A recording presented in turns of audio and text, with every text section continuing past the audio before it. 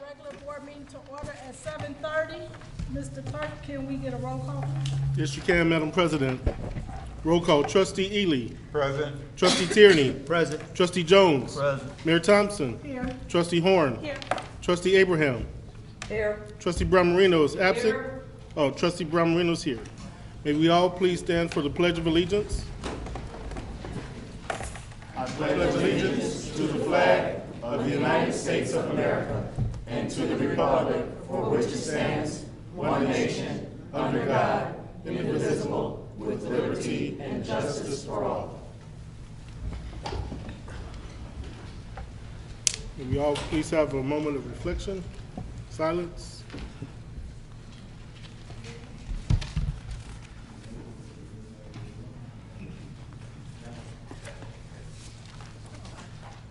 Okay, Madam President, next item on the agenda, public comments. Can you read the 3-minute rule? Yep, sure. So the Village of Broadview encourages citizen input. Those wishing to address the village board under public comments must fill out the attached speaker request form and submit it to the village clerk prior to the start of the board meeting. The president will then call your name at the appropriate time. When addressing the village board, please limit your remarks to the 3 minutes. When the president recognizes you, please state your name and address for the record, and please speak loudly. Your cooperation is greatly appreciated. Thanks. Ms. Cushman? Yes, good evening, everyone. Good evening. My name is Margaret Cushman, 2422 South 16th Avenue, Broadview, of course. About 2 months ago, in February, I had occasion to call our Public Works Department for a problem with my water meter, which was leaking. And much to my surprise, I realized that our village offices, police department, fire department, public works, are no longer in the phone book that we realized that we are getting. That was the first place I went because it was early in the morning and it was convenient for me. And I didn't feel like going upstairs and turning the computer on.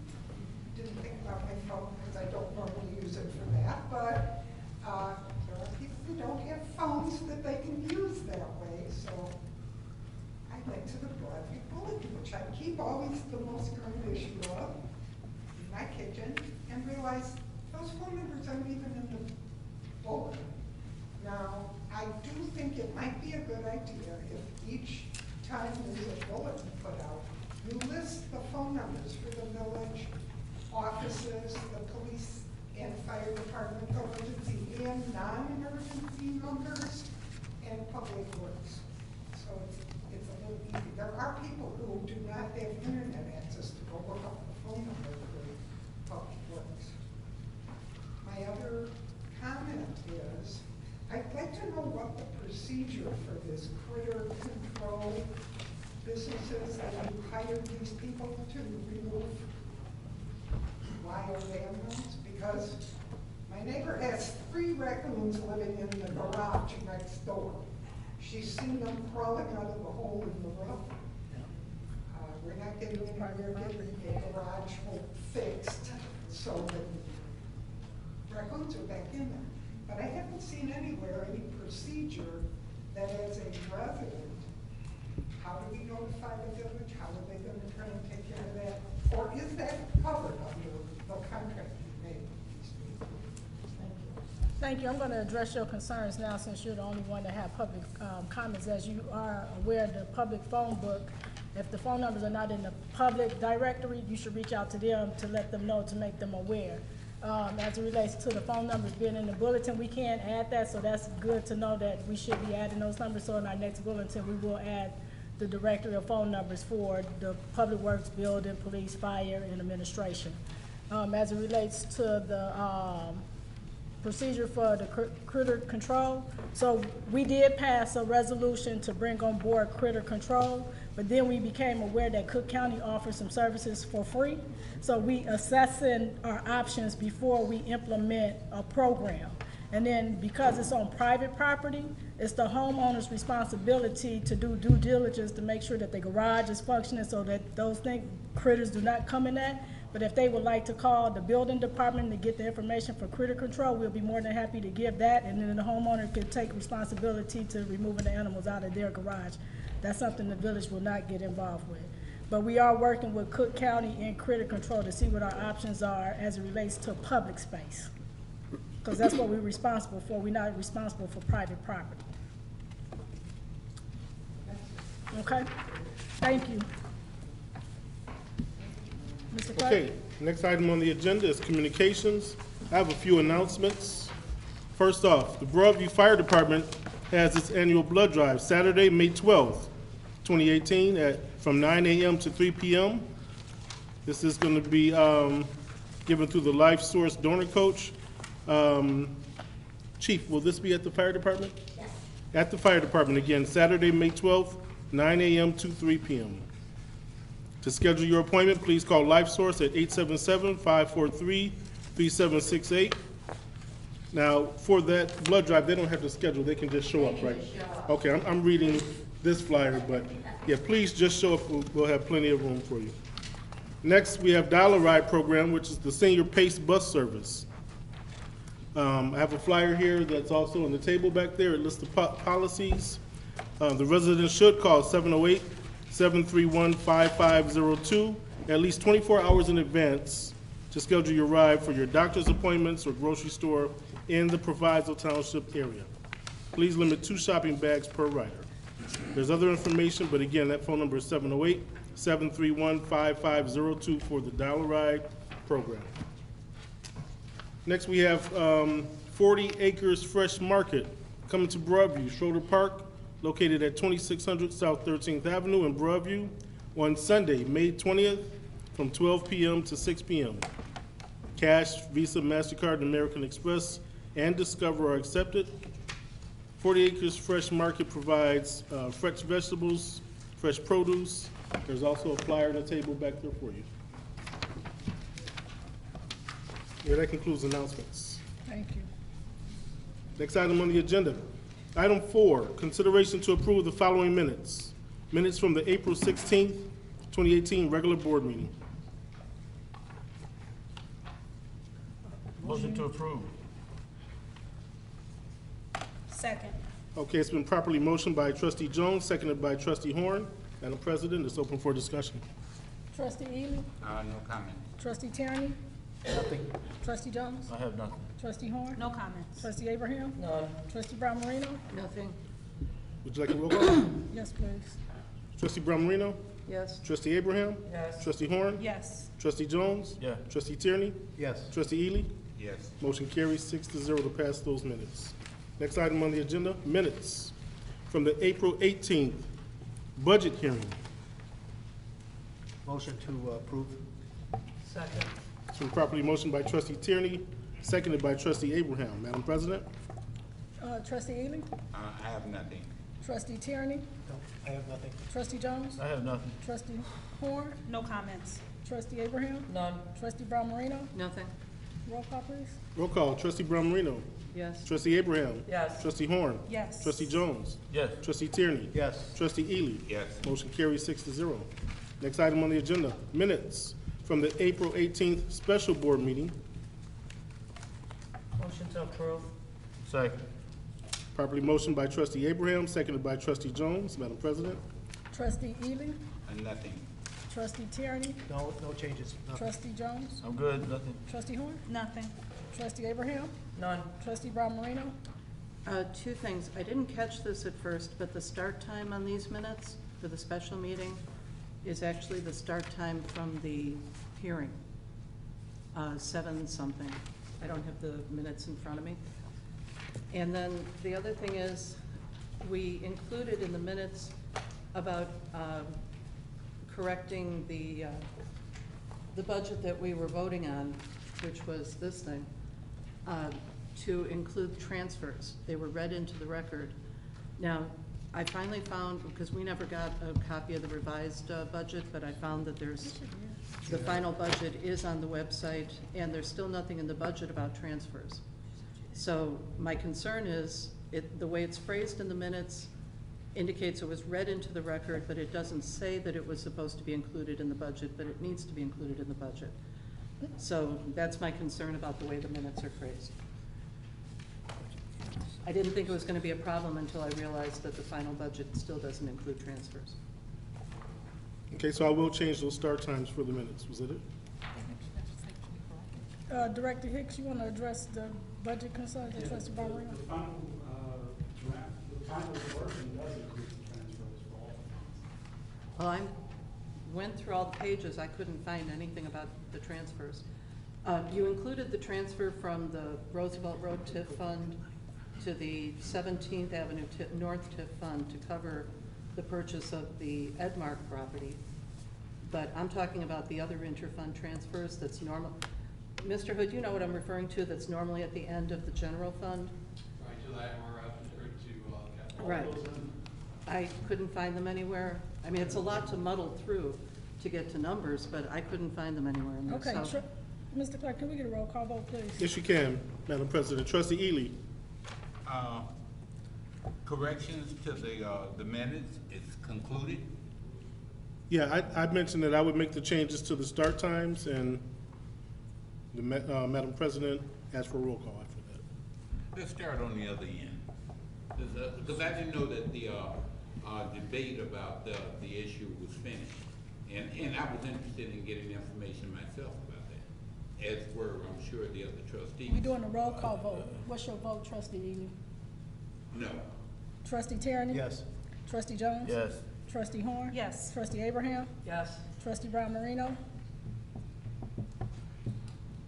What corrections does this include? This includes the start time corrections that you mentioned. But nothing about making sure that, The minutes are correct. The minutes are as the meeting went, trust me. okay, then I'll have to say no. And the motion carries 4-2. Next item on the agenda, item 5, consideration to approve expenditures, grand total of all funds, $925,336.19. Motion to approve. Second. Properly motioned by Trustee Jones, seconded by Trustee Horn. Madam President, open for discussion. Trustee Jones, would you like to read the warrant list? I shall. I'll give you a list of, I'm going to read all the invoices that exceed the amount of $2,500.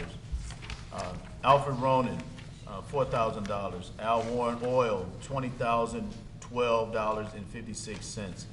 AT&T, $4,422.60.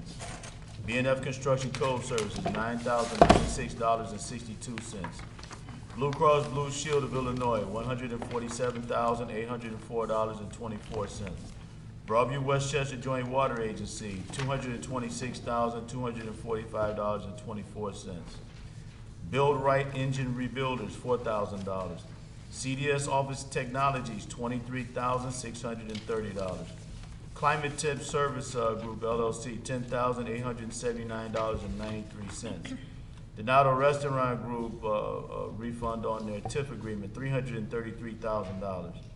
Geno's Heating and Plumbing, $18,540. Lincoln National Life Insurance, $6,356.83. K5 Hodgkins LLC, $2,640. Lorchem Technology, $4,775.20. NYS Incorporated, $17,227.20. Business Card, $4,777.32. Preferred Window and Door, $3,187.23. Riley Construction, $13,875. Timothy Hicks, $8,750. TNT Towing, $6,000. West Cook Solid Waste, $7,453. William Slovak and Renee Slovak, $5,000. That completes the total of expenditures over $2,500. That total is $673.37, which represents 95% of the grand total of expenditures of $925,336.19. Madam President, that completes the report. Trustee Ely? Well, the the problems I had with the warrant list, the list of bills to be paid, is too many to mention. So I will only say that our spending is getting out of control again, and it does not bode well for the future if we continue to do this. This is the very beginning of the fiscal year. We just passed the budget, and we're spending like we hit the lottery. That concludes my comment. Thank you, trustee Tierney. I'm okay with it, I just have a few of the, I have one vendor I'm gonna have to talk to him about submitting a bill with more detailed invoice. Okay. Other than that, nothing. Okay, trustee Jones? Yeah, I don't have any problems with paying the bills. I'd just like to make a point to trustee Ely that this particular warrant list actually is the end of the past budget, not the beginning of the new budget. While it's dated 5/2, these invoices were from April. Okay, so this is the end of the last budget. That's all. Thank you. Trustee Horn? No comments, thank you. Trustee Abraham? No, I don't have any comments other than, just for trustee Tierney was gonna do some housekeeping with some of the vendors just to extend some of the invoices that are a little bit more clearer in their description of work and cost. Okay. So, thank you. You're welcome. Trustee Brown Marino? I have nothing.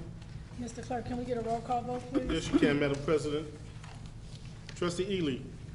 Yes. Trustee Tierney. Yes. Trustee Jones. Yes. Trustee Horn. Yes. Trustee Abraham. Yes. Trustee Brown Marino. Yes. Bills are paid 6-0. Next item on the agenda, item 6, committee reports. First committee, Building and Public Property, Trustee Brown Marino. Well, what I'd like to touch on tonight, we have the project that many of you, most of you have heard about before, the expansion of the police department, including the 911 consolidation. My concern is, and this in terms of public property, is that my understanding from all the previous discussions that I was party to, we were looking at spending somewhere around $5 million for that entire project. However, what we're looking at is selling between $10 and $12 million in bonds. I'm concerned about some of the other property and things that we are purchasing that we're trying to use that additional, the other half of the bond proceeds. So we still don't know what they want to spend the additional money on. We've been told a couple things at the budget hearing and at the finance committee meeting. My concern is that I think that we're making a mistake with that, and I would much rather see us sell bonds to pay for the police project that is necessary, and then make decisions and determinations about what other kind of public property expenditures we need, whether it's a street sweeper for $550,000 or any other kind of projects that they may be thinking about but not sharing with any of us, and certainly not sharing with me. So that's my report for the Public Property Committee. Thank you. Trustee Brown Marino, your comments are not true. We've been having discussion as it relates to the bonds and the issues of the bonds in our budget hearing. In the finance committee meeting, we've had the discussion on the bond issuance. So I don't know if you had reached out as a committee chairperson. Have you reached out to the finance team, Director Hicks or Mr. Tom Hood, as it relates to the bonds and got your questions answered? Probably not. Have you reached out to the building commissioner who's been a part of the 911 consolidation as they prepare to get the documents ready so we can have a public discussion with the public as it relates to the bond issuance in the 911 consolidation? Have you reached out to the to the police chief as it relates to the 911 consolidation? We are very transparent with every member of the board. You are no exception to that transparency. Well, Mr. Clark. since you've said I'm that, done. you've said that, No, I should have an we're done. opportunity. No, you said You asked me a couple of I questions. didn't ask you no questions. I You- made a yes, you statement. did. Those I were made questions. I made a statement. In the statement that I made, you said you concluded your report. I've concluded my comments. Mr. Clerk, can we move on, please? Next committee report, Water, Drainage, and Health, Trustee Abraham. Yes, good evening, Mayor, fellow trustees. Not true. And community. A few things. One, I attended as a member of the Broadview Westchester Water Agency, I attended the monthly meeting, obviously to pay the bills for Broadview Westchester Water. My other membership to the Police Fire Committee, I attend the Police Citizens Academy, which is run by the police department, and it is open to the public to get involved in, and I found it to be very informative. Each week they have a different subject matter, so it's good for the residents when they have the next session come around. It's about an 8-week classes, and it's usually done on a Wednesday night, and it's done by various officers in the department. So to Chief Hugling, your speakers and who's doing it are doing it very well. They're very, they clarify a lot of things, they explain a lot of things, there's video, there's documents, so it's a very informative program that they have put together, so I'm definitely a big fan of it. I know the mayor a few weeks ago had mentioned it and said it's a very good thing, so I'm glad as being part of the police and fire to be involved in it and to support it and to promote it. The other thing I have to comment in is our water meeting. As you know, we're going to try to put together something here in May. Obviously, we're getting the final pieces together and making sure that the individuals and various members that are involved can attend, as well as having the information coming from the city of Chicago. Obviously, and I mentioned this before at another board meeting, with the possibility that they're raising the water rate. So we're going to have confirmation and see how it affects us here in Broadview. I spoke with our Madam Mayor. She's going to be involved in this meeting with our Finance Director and Budget Officer. So that's going to be coming up, and we'll have an agenda put together for that meeting. So we'll get that out through the proper process from our clerk as well as the website. Another comment I want to comment on, Madam Mayor, is you had spoke about, I know some residents have asked about the critter program, and an issue had come up about feral cats. I did speak to our building department director, Upshaw. We do have a resident that has attended a class with Cook County. She is certified. What she has been doing, she has been working with the Cook County Feral Cat Agency, and what they do is she has traps, and then there's a cost, but at her cost, she's been doing it on a personal level, and that's to where she's getting them fixed. If they are pregnant, they have to abort that litter, but they are getting fixed, they are getting shot, they're getting their shots, and they're also being microchipped, so they will be registered with the county. So we do have a resident that did take this on, Madam Mayor, so that you know, just because of, just the feral cats running around and how many cats can be wild. So here we have a resident that is doing this. So she has contacted our director, Upshaw, so he's fully aware of it, who it is. So again, these are residents that want to get involved and help the situation. Nice. And that's the end of my report. Thank you. Okay, next report. Street sidewalks and alleys, Trustee Horn. Good evening, everyone. Good evening. So the next committee meeting for street sidewalks and alleys will be taking place on May 15th at 7 p.m. And in that meeting, we're going to review the details of the street pavement project that's going to be occurring this year.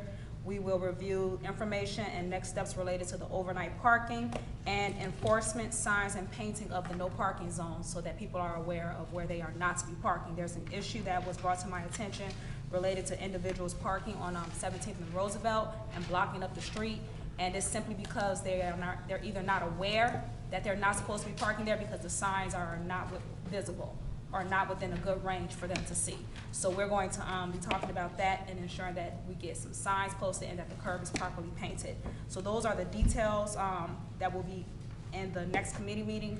The Hancock Engineering, Mr. Ames, Director Ames, and myself have been conversing via email, and there's a map in the back on the table if you haven't gotten it to see what streets are really going to be included within the project for this year. So that's my committee report. I'll make sure to give you the information. Thank you, Trustee Horn. Thanks.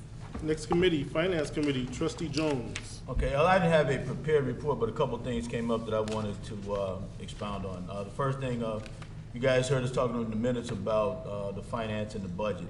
I just want to make sure that everybody knows that there's nothing wrong with the budget, it's just the verbiage in the minutes. And And I would just ask Mr. Hicks and Mr. Hood to make sure that those corrections are reflected on the website so that we can just go to it and see it in its final form. That's all I'm asking as relates to that. Secondly, the 911 center came up. Well, since we're required to do this 911 expansion, it just makes sense. And we discussed this in the finance meeting, and we've had roundtable discussions about it. I haven't been intimately involved with it, but the process is the process. And it just makes sense to just take one bite of the apple and get everything done in one shot, as opposed to keep going back to the well, trying to do different things. I'm sure the mayor can get into more detail about it, but as it relates to the 911 center, the idea that while we want to do different things, I think it's just prudent for us to try to do it all at one time. It just makes more sense. Finally, I know that we've got some vacant properties in town. We actually recently purchased a property on 17th Avenue for purposes of development and for the senior citizen development project. I know that the mayor is in the process of formulating TIF programs and is going to be getting appraisals on the property so that these properties can be sold in conjunction with development programs. Once all that stuff is done, then I'll be scheduling another finance committee meeting to discuss the details of the TIF programs and the sale of the properties and what's going to be happening with the senior citizen development. But that'll be determined once we get those TIF programs in place, and I'll let the mayor speak to that. With that being said, I'm done. That's all I've got for today, and that's it. That completes my report. Thank you, trustee. Next committee report, Business License Committee, trustee Tierney. Thank you, good evening. I've got a couple items here. One is from the Healthcare Alternative Systems. We have a Mr. Matthew Hayes looking for a reimbursement for the facade to the facility that they have. So I'll ask Mr. Hayes to come on up and talk about it, if you don't mind. You can speak right into the mic, please. Thank you. About a year and a half ago, the village approved the facade improvement program at our facility at 1917 Roosevelt. It was a little over $100,000 project, and it was completed 2.5 months ago. I submitted all the waivers, et cetera, to Mr. Upshaw, and there was in addition, there was a building permit fee that, according to the facade agreement, if it's approved, then we would be reimbursed for the building permit. And I want to thank you very much for assisting us. Thank you. So the grant money was $30,000, the permit was $2,525.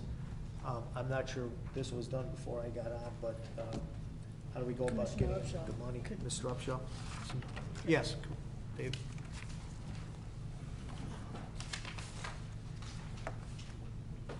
If you haven't had an opportunity, I would highly recommend that you stop by the Hayes Alternative Systems. It's located on Roosevelt Road, 1915, 1917 Roosevelt Road. It's a beautiful facility, excellent renovation. As it relates to the facade program, like he said, it was about a year and a half. They just finished it a couple months ago, and he's asking for a reimbursement, I believe, of $30,000.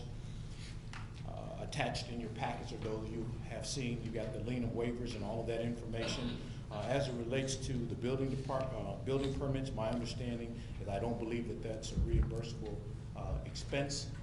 I'll look through the agreement, but I don't believe that the permits are a reimbursable expense. But outside of that, he has completed all of the renovations. He pulled permits. It was a great project, and I know he's very proud of the facility. So what's the procedure for him to give it to us to vote on it? And It's on the agenda. Well, I think It's it's already in coming there? up on the It's agenda. on the agenda. but I mean, Okay. So we can- Okay, don't go too far. I have one more item. This is a new state statute by the state of Illinois, who always seems to put these on us. There's a collaborative agreement, or will be one, intergovernmental agreement for the development of information for revenues and businesses and that kind of stuff. Is that correct? Yes. They're called the West Cook Regional Enterprise Zone.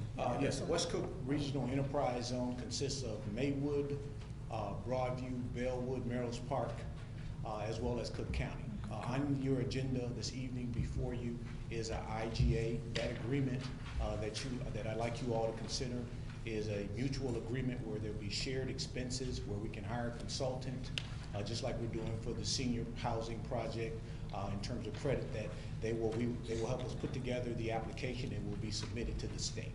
Okay. And that's exactly what it is. The enterprise zone is basically, it's gonna be the first one done in the west suburban area. It hasn't been done in the history of the western suburbs. Currently, there is a south suburban enterprise zone, and they also has one, but that is due to expire this year.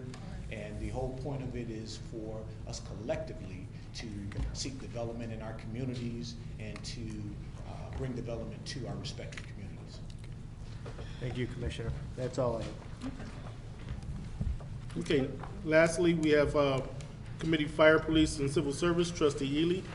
Well, I'll be short. The only thing I have is that I anticipate if the police department is available, the next village board meeting will have the overnight parking ordinance on the agenda as a discussion item. There are a number of decisions that have yet to be made. We can make those decisions at a board, send it to the village attorney, have the ordinance put in ordinance form and legal form, and be up and rolling the next month, and everybody in the village will know what will be expected and not expected of them. That concludes what I have for report. Thank you, Trustee. Okay, next item on the agenda, item 7, old business. A resolution authorizing and approving an agreement between the Village of Broadview and Edelson PC to provide services for the Village of Broadview, County of Cook, State of Illinois. The purpose of this resolution is to authorize, I need a motion to, No, go ahead. okay. The purpose of the resolution is to authorize and approve an agreement with Edelson PC for certain services related to opiate litigation. Article 7, Section 10A of the Illinois Constitution authorizes units of local government to contract or otherwise associate with individuals, associations, and corporations in any manner not prohibited by law or by ordinance. Looking for a motion. Pardon me? Motion. Motion to approve. Second. It's been properly motioned by Trustee Abraham, seconded by Trustee Tierney. Trustees, I don't know if you received in your package this backup paperwork for you to review. I also printed a copy for you. Madam President, this is now open for discussion. Trustee Ely? Well, the same argument I had the last time this came up. I don't think Edelson PC can do anything for us. We already have the Cook County State's Attorney and the Illinois Attorney General suing the opioid manufacturers on behalf of, respectively, the state of Illinois and the County of Cook. Their agreement calls for them to receive 1/3 of anything we collect if the opioid suit is settled out of court, if it's settled after court, if it's settled during court. They don't have to do a whole lot. They mentioned in this their little brief that they're one of 3 firms leading a coordinated multi-state opioid litigation coalition. What they did not mention is that the federal court in Ohio has decided that they're going to consolidate all of the suits across the country, and there are only 2 firms in the nation that will be allowed to argue in front of the judge handling the federal suit. And Edelson is not one of them. What this means is that they will sign a contract with us to be our attorney of record. They in turn will file some paperwork with the 2 attorneys that are authorized to argue before the court. And any settlement monies that come out of it, they'll get 1/3 of it. But even more disturbing is that out of their 1/3, they've also signed on a partner, Ron Serpico, the mayor of Melrose Park. And if there's monies to be collected, Ron Serpico gets, I think it's 1/3 of the monies that they collect. We're not in the business, we're not here to provide income for the mayor of Melrose Park. This is one of 3 items that are tied to Melrose Park. This is only the first one. There's nothing here that's going to benefit us other than cost us some money, monies that go through us right out to somebody else. That concludes my comment. Thank you, trustee Tierney. No additional comments. Trustee Jones? Well, I'm not into counting anybody else's money, or who's making money. That's of no concern to me. I want to know what the value is for the village of Broadview. And I'd like to ask the attorney something. Would this be considered redundant if in fact what trustee Ely is actually saying is affirmed that they're already being sued on behalf of all the counties, or the Cook County and all the municipalities within? Why would we have to entertain an additional law firm to pursue additional litigation in this exact same case? And I do know one other thing. I do know that the defendants in this case they're prepared to settle, and I do know that they are considering, would like to have it done via legislation that would encompass anybody that would qualify under the law, and that it would probably, whether it applies to us or not. And I know we don't have these type of establishments in Broadview, but we could. Yeah. So, Mr. Attorney, your 2 cents. Yes, that is in there with regards to recoveries that are not necessarily through Them. a lawsuit. And that is addressed in there. And that recovery from that is resolved through complaint. And it does talk about investigation. Can't hear you. I guess the question is it redundant? Is it the same don't thing think being so. twice? I don't believe it is. These are people who deal with class action matters exclusively. If I can make a bad analogy, Madam Chairman, if I have a problem with my hip, I don't go to a neuroscientist for it. I don't go to a neurologist for it. This is what these people do. They're specialists in the area of class action lawsuits. Well, And, well, Mr. Attorney, I don't mean to cut you off, but if you got a bad hip and the doctor's already being sued for doing bad hip work by somebody else, can you just join into the lawsuit because you are one of the victims? Do you need to have a special counsel to do that? And would it be redundant? The doctor's being sued, he's done bad hip replacements to 10 people, and everybody's suing him. if you're asking me if there's a value add to someone with a specialized base of knowledge, and I would say there is a value add for someone with a specialized base of knowledge, yes. I understand that, but that's not what I'm driving at. What I'm driving at, what's the advantage to us? And in other words, if the guy's already being sued, why would we need an additional suit is the question. Well, there are obviously suits outstanding, as we've talked about the last meeting, Exactly. we've talked about this evening. However, those have not fully materialized. The matter is still pending through investigation, as is set throughout here. It is still a matter that, to the best of my knowledge, is involved. And I think that's the key. I said to the best of my knowledge. These people are specialists in what they do, Well, and that's why this is good. all right, my last question. Yes, please. Those lawsuits that are pending, if in fact legislation is created and generated that says that, whatever it says, would those, because it's in federal case, it's a federal case. It is federal. Okay, so I if it's think a. there's state suits and federal suits. I think. Okay, so state level, federal level. Ultimately, there could be some type of legislation that would have an umbrella over anybody that would fall under that criteria. And if in fact that's the case, we would get the benefit anyway, right or wrong. I don't know. I mean, you're asking for a question that I don't have the knowledge base of because it hasn't happened yet. So it would be premature to give that answer. But I know that if there was a lawyer monitoring that for the specialized purpose of handling this, then they would be able to provide that information. And as it matured and it ripened, then that person who deals with class action settlements and collateral related matters to this. Sometimes, as you know, these matters get solved pre-complaint. They get solved outside of the courtroom. That could be a legislative answer. But I can't answer that question because I don't know what the situation would involve that much. I had to remember I'm talking to the attorney.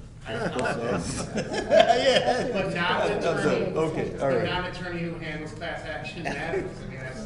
Yeah. With cigarettes. Well, I'll let you say what you guys say. I'll listen, because that's just great. Yeah, I'm done. Trustee Horn? So How long did it take you to figure it out? if we engage in a relationship with this particular law firm and the suit goes absolutely nowhere, Yes. what harm does the village incur? Do you mean what cost does it incur? What When you cost? say harm. I think that the compensation level or matters are set forth on pages 1 and 2 under paragraph 3 of the engagement letter. and it talks about what the contingency case, and I know that that was brought up last time, so, but it is a contingency fee basis. The village, and I'll read directly from the letter, the village shall have no obligation to pay EPC's attorney's fees or expenses unless the village achieves a recovery, settlement, and/or judgment in the opioid matter. Okay. So, So nothing. but that's not what I'm saying. What I'm So saying my, is. Hold on. Yeah. Go ahead. so I understand the argument, and I think that they're both legitimate. What I believe is being said is, the village can benefit without engaging in a relationship with this current That's firm. it. That's what's being said. They're saying that this is at a very high level, it's at a federal level. If indeed the suit is successful, we'll benefit anyway. And that's a true statement. What's also a true statement is that if we engage in a relationship with this particular firm and the suit is not successful, it doesn't hurt us in any way. If it is successful, we will benefit. We increase our chance of incurring a benefit to the village if we hire somebody who actually specializes in the area. I guess my point is that regardless of what happens, even if we engage in a relationship with them and we have to pay them a fee based on what the settlement is, it benefits us in either way. It's either $0, you get absolutely nothing, or you get something. And I understand the argument. I think it's a matter of opinion and what somebody would think is in the best interest, but it doesn't hurt us either way.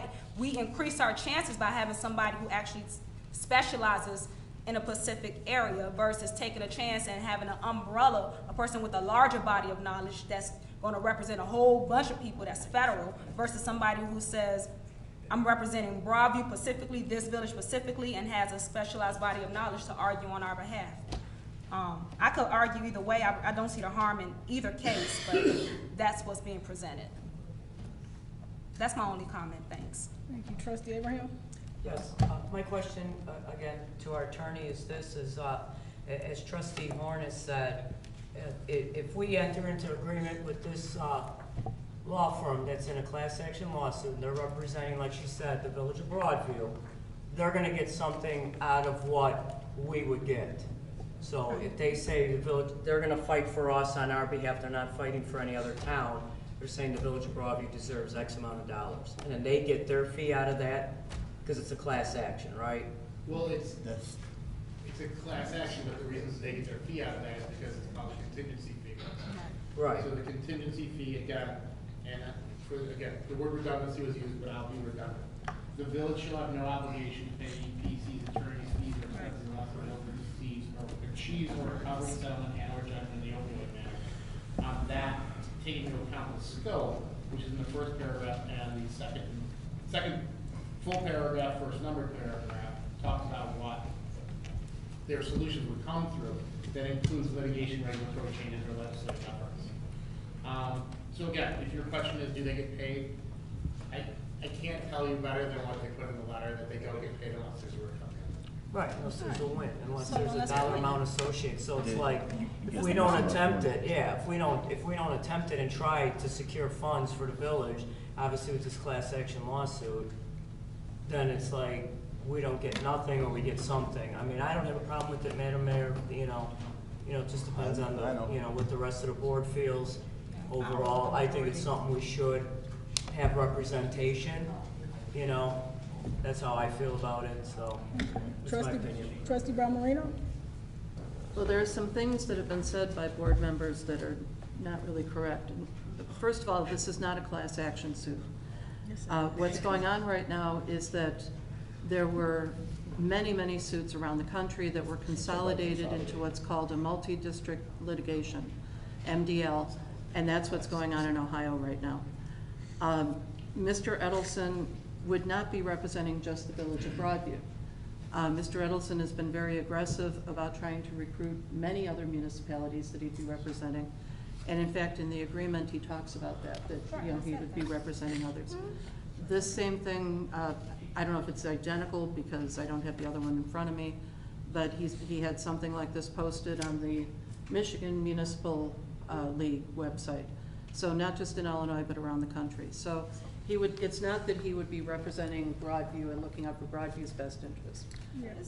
Broadview, as I understand it, we don't have a lot of damages like other places like Chicago or Cook County or the state of Illinois.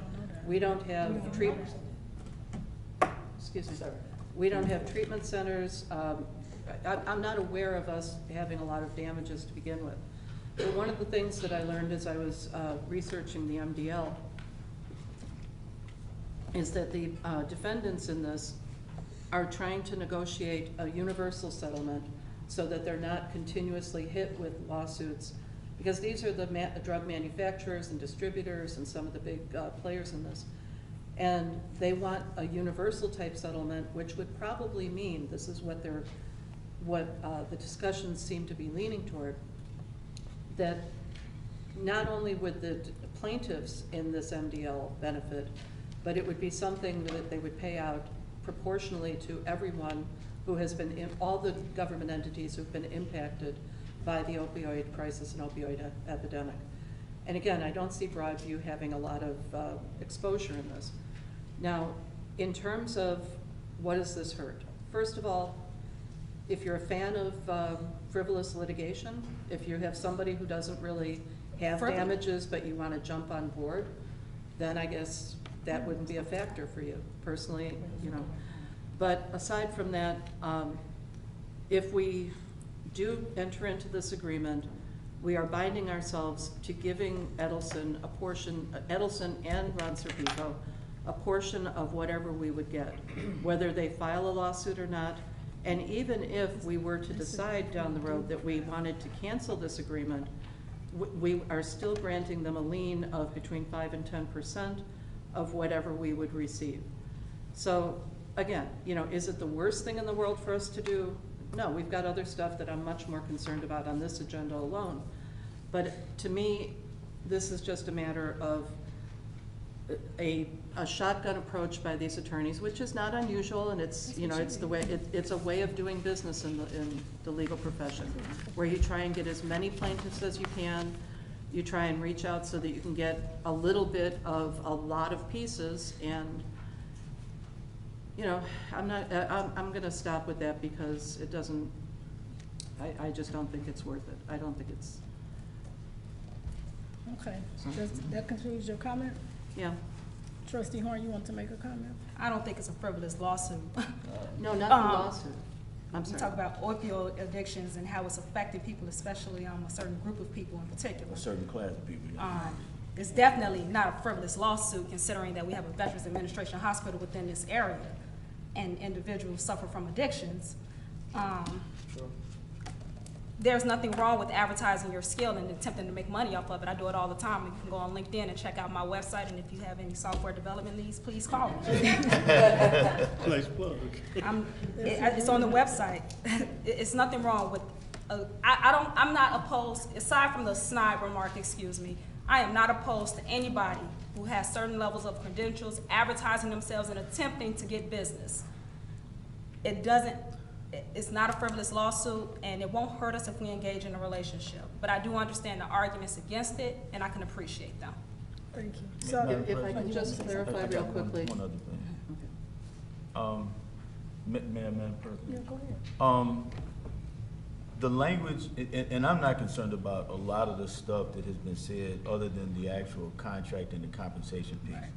The compensation piece, and please read it back, Mr. Attorney, because there's something in there that I can't wrap my arms around. Sure. You want to bring it? Compensation is addressed on page 1 and carries over to page 2. So, you say- Do you want me to read the whole paragraph, or do you Read want to the board for them to the go answer? forward.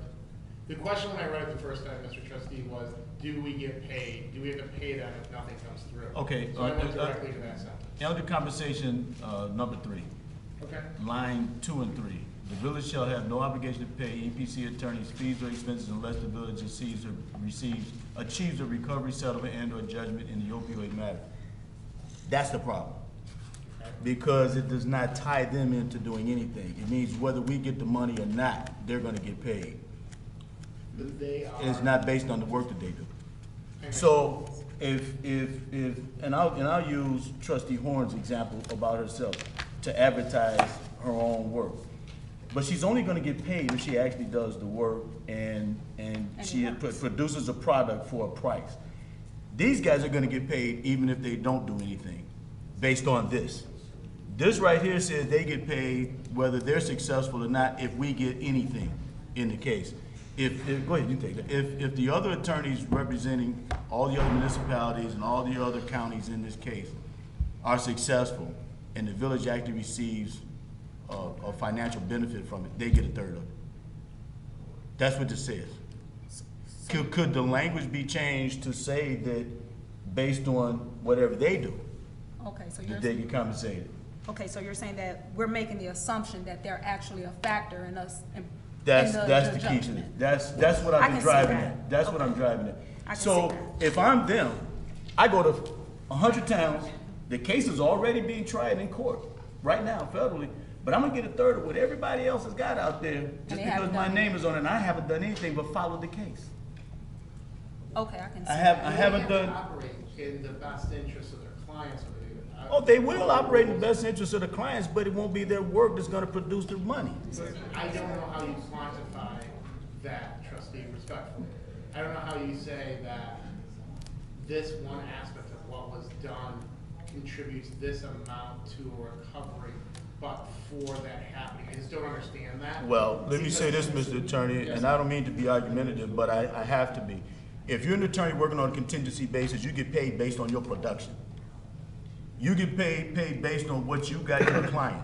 If they're not the ones that are responsible for us getting the money, how can they get a third of what we get based on what Kevin's law firm did? And I don't mean, Madam Chair, may I respond? And again, I'm not trying to over-debate this point. Exactly, it achieves a I recovery, understand what but you're it's, saying, but it's not a recovery based on what they do. It's based on just getting a recovery blanket. It's a vague, it's an ambiguous statement. Can I ask a question? If the- Because they have to come back to us to even move forward. Can I Okay. ask let me No, just ask but a blanket I mean- statement to an attorney. I'm not a lawyer. How do you demonstrate your work? I mean, like, what type of artifact do you actually produce that says, I did this work for you, and it equaled X, Y, and Z? As an attorney, is there some type of generic template or document we can use to ensure that we are getting a product for your actual litigation? What can be produced? Well, it's different. What could we ask for? The evidence of what you're asking for is sometimes, Does most it of the exist? time, lawyers bill on either a flat fee or hourly basis. This is a contingent basis, and that is beneficial to the village, and we can all agree on that. We've been through that point, that if there is no recovery, And it's not. then we don't pay. But if there's a recovery and it's based on somebody else's work is what I'm getting at. I think that the language should say that they should get paid if they file a lawsuit and they are successful in their filing of the lawsuit. What if it's settled because of their efforts or collaboration of efforts prior to a lawsuit? Fine. That's addressed in there, and it's the first bullet point on page 2 under paragraph 3. That's- So I that's- understand, you're looking for benchmark. That's making an assumption that's not in there, Mr. Attorney. I just wonder if we're being overly cautious. You don't think we're being a little Your overly municipality cautious? dealing with tax dollars and stuff and revenue. I'm just saying, We're paid to be overly cautious. no, that's not what I'm saying. But by definition, this isn't tax dollars, this is money that comes from the judgment. I'm not saying that we don't treat it as a fiduciary responsibility. It's a fiduciary As responsibility. well. But what I am saying is that I don't know how to quantify what you're asking. What you're asking for is for me to be able to come to you and quantify this. I don't know how to say it was this person who did 40% of the work and then 10% of the work. Well, I'm in the wrong business. I should be, Or that. that's like an ambulance chase. Okay. I just have one quick comment. Well, two things. In the contract they presented us, they're right around 30% of anything we get is entitled to them.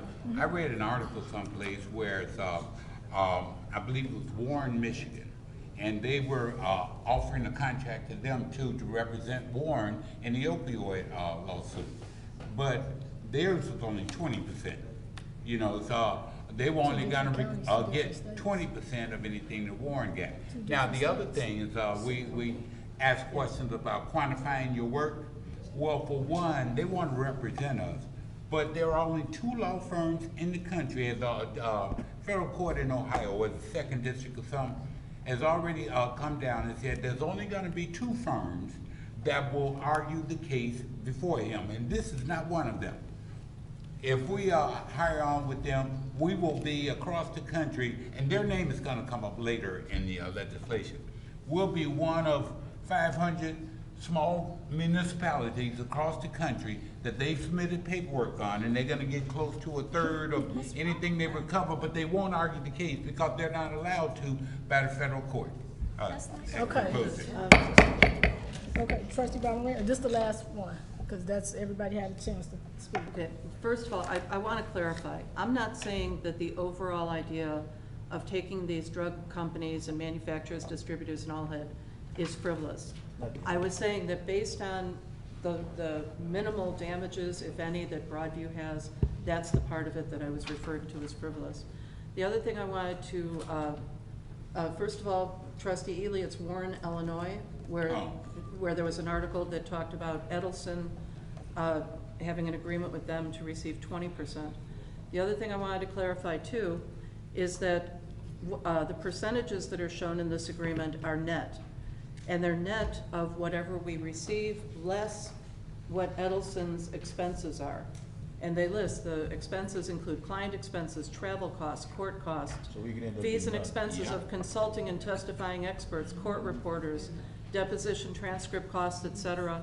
Now, the thing is, if Edelson has hundreds of, or even dozens, if they have multiple clients, multiple municipalities, and especially if they don't have to file anything in court, any public documents where we know how many other municipalities they're representing, how do we even know how much of the expenses would be ours?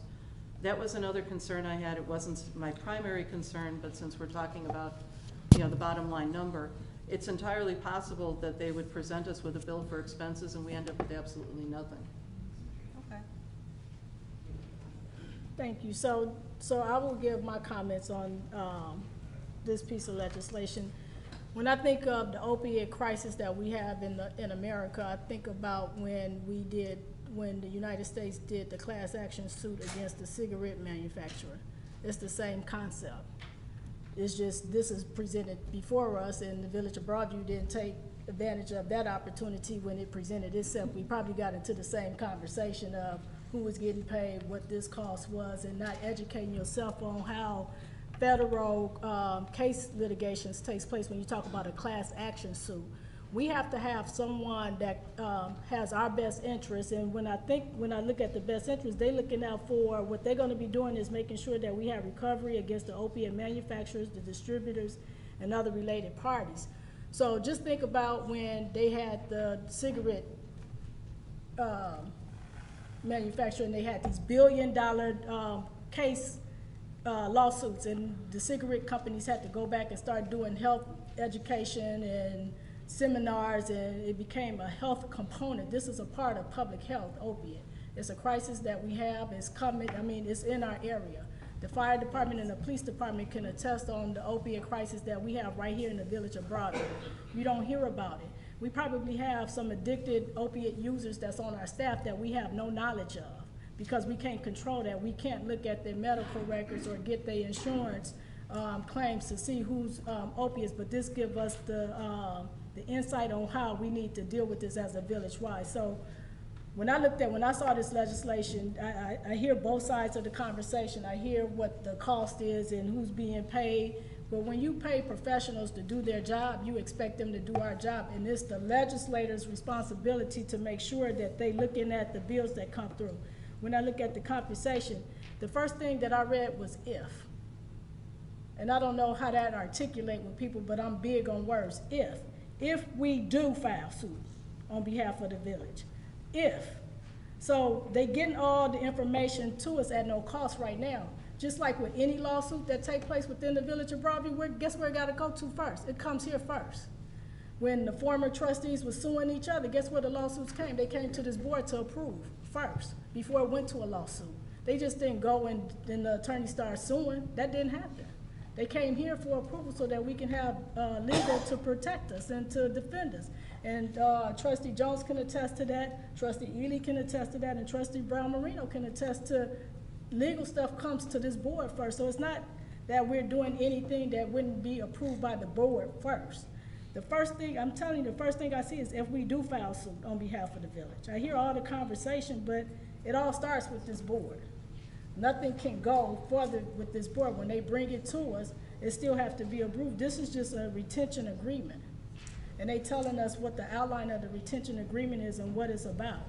But as it relates to litigation and lawsuits and stuff, it has to come before the legislators to be approved for the lawsuit. Am I saying anything wrong, Mr. Attorney? Absolutely. So that's the reason why I decided to put this legislation so that we can be in position. So then if it is a lawsuit in a class action, and we do, regardless of how the cut is, just like Trustee Horn said, she get paid for a skill set. Trustee Jones, he's a businessman, he get paid for his business. So regardless of how that work out, they have respective talent that they want to be paid on, and then they skill set. This is attorneys that specializes in federal case lawsuits. It's not gonna hurt us, and it's not gonna put us in a financial situation. If it was, I'd be the first one to say no. But the first thing I see is if we do file suit on behalf of it's gotta come before this board first. So that's all I have to say. Mr. Clerk, can we get a roll call vote? Yes, you can. Oh, go ahead, I'm sorry. Yes, I just want to make clear one point, that at any point in time, we want to ask them for information. As the mayor said, we can ask them for information, such as what's the status of the case? Is it contemplated that there's a We hold them lawsuit accountable like we do everybody else. So if you answer your question, that's how I answered your question and took it as, Madam Mayor. That if we want to ask our lawyers, and I'm speaking our generally as the village, of what the status of a pending matter is, we can ask them, and they can come here in open session, or there are other venues manage that as well. But I just want to clarify, if they are going to file suit naming Broadview as a plaintiff, I don't see anything in here where they have to come back here and get that complaint approved by the board. We're giving them the carte blanche to file a complaint on our behalf. Am I Under the correct? ethical rules, we can ask them to keep us advised of the case, and we can ask them to come back before anything gets filed on the case and advise us as to what the next steps are. But there's And- nothing in here that says that they have to come back to get board approval to actually file a complaint, which is what I was understanding the mayor to just be talking about. I just want to make sure I understand it. I understand. Yeah, if you're trying to clarify that, that's fine. And the idea of this board isn't approving this to say, before you file anything, let us know.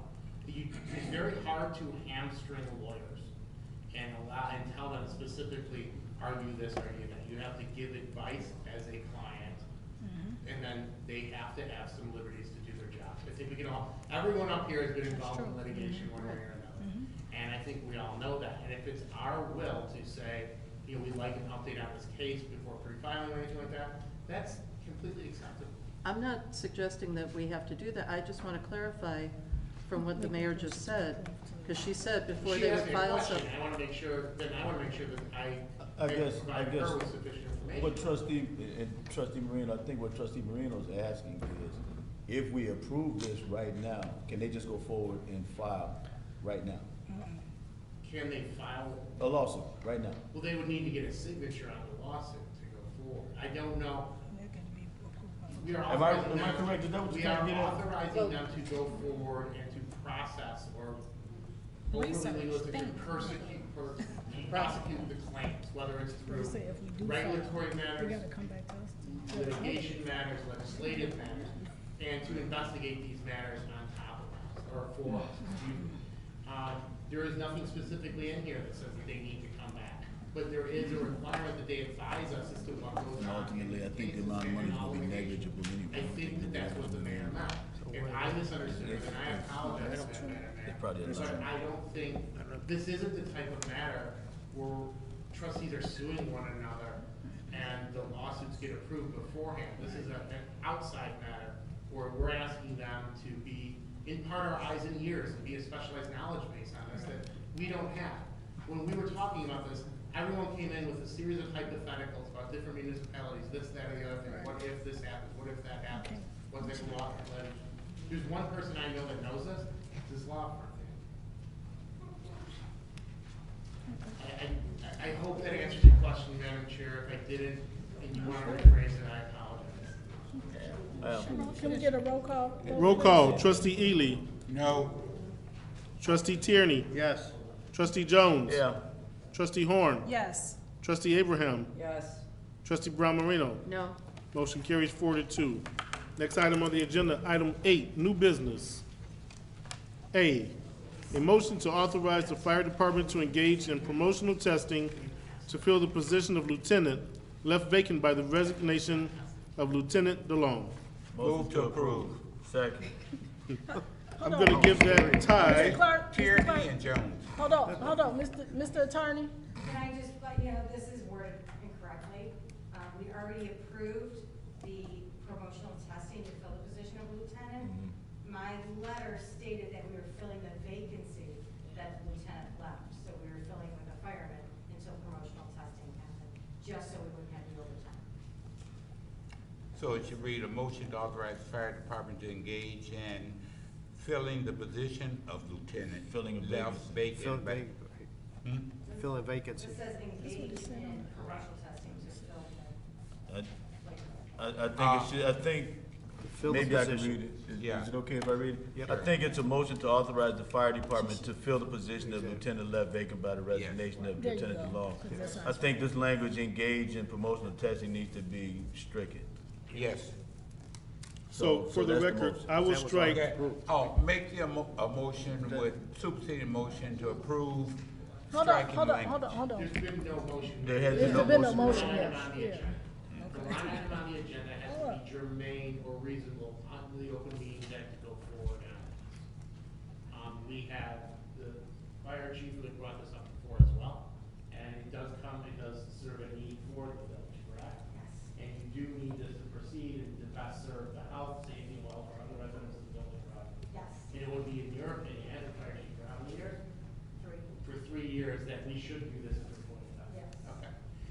That being said, the stricture of the idea of the Open Meetings Act is that it's germane to what's going forward. What's listed on here is about the hiring within the police and the fire department.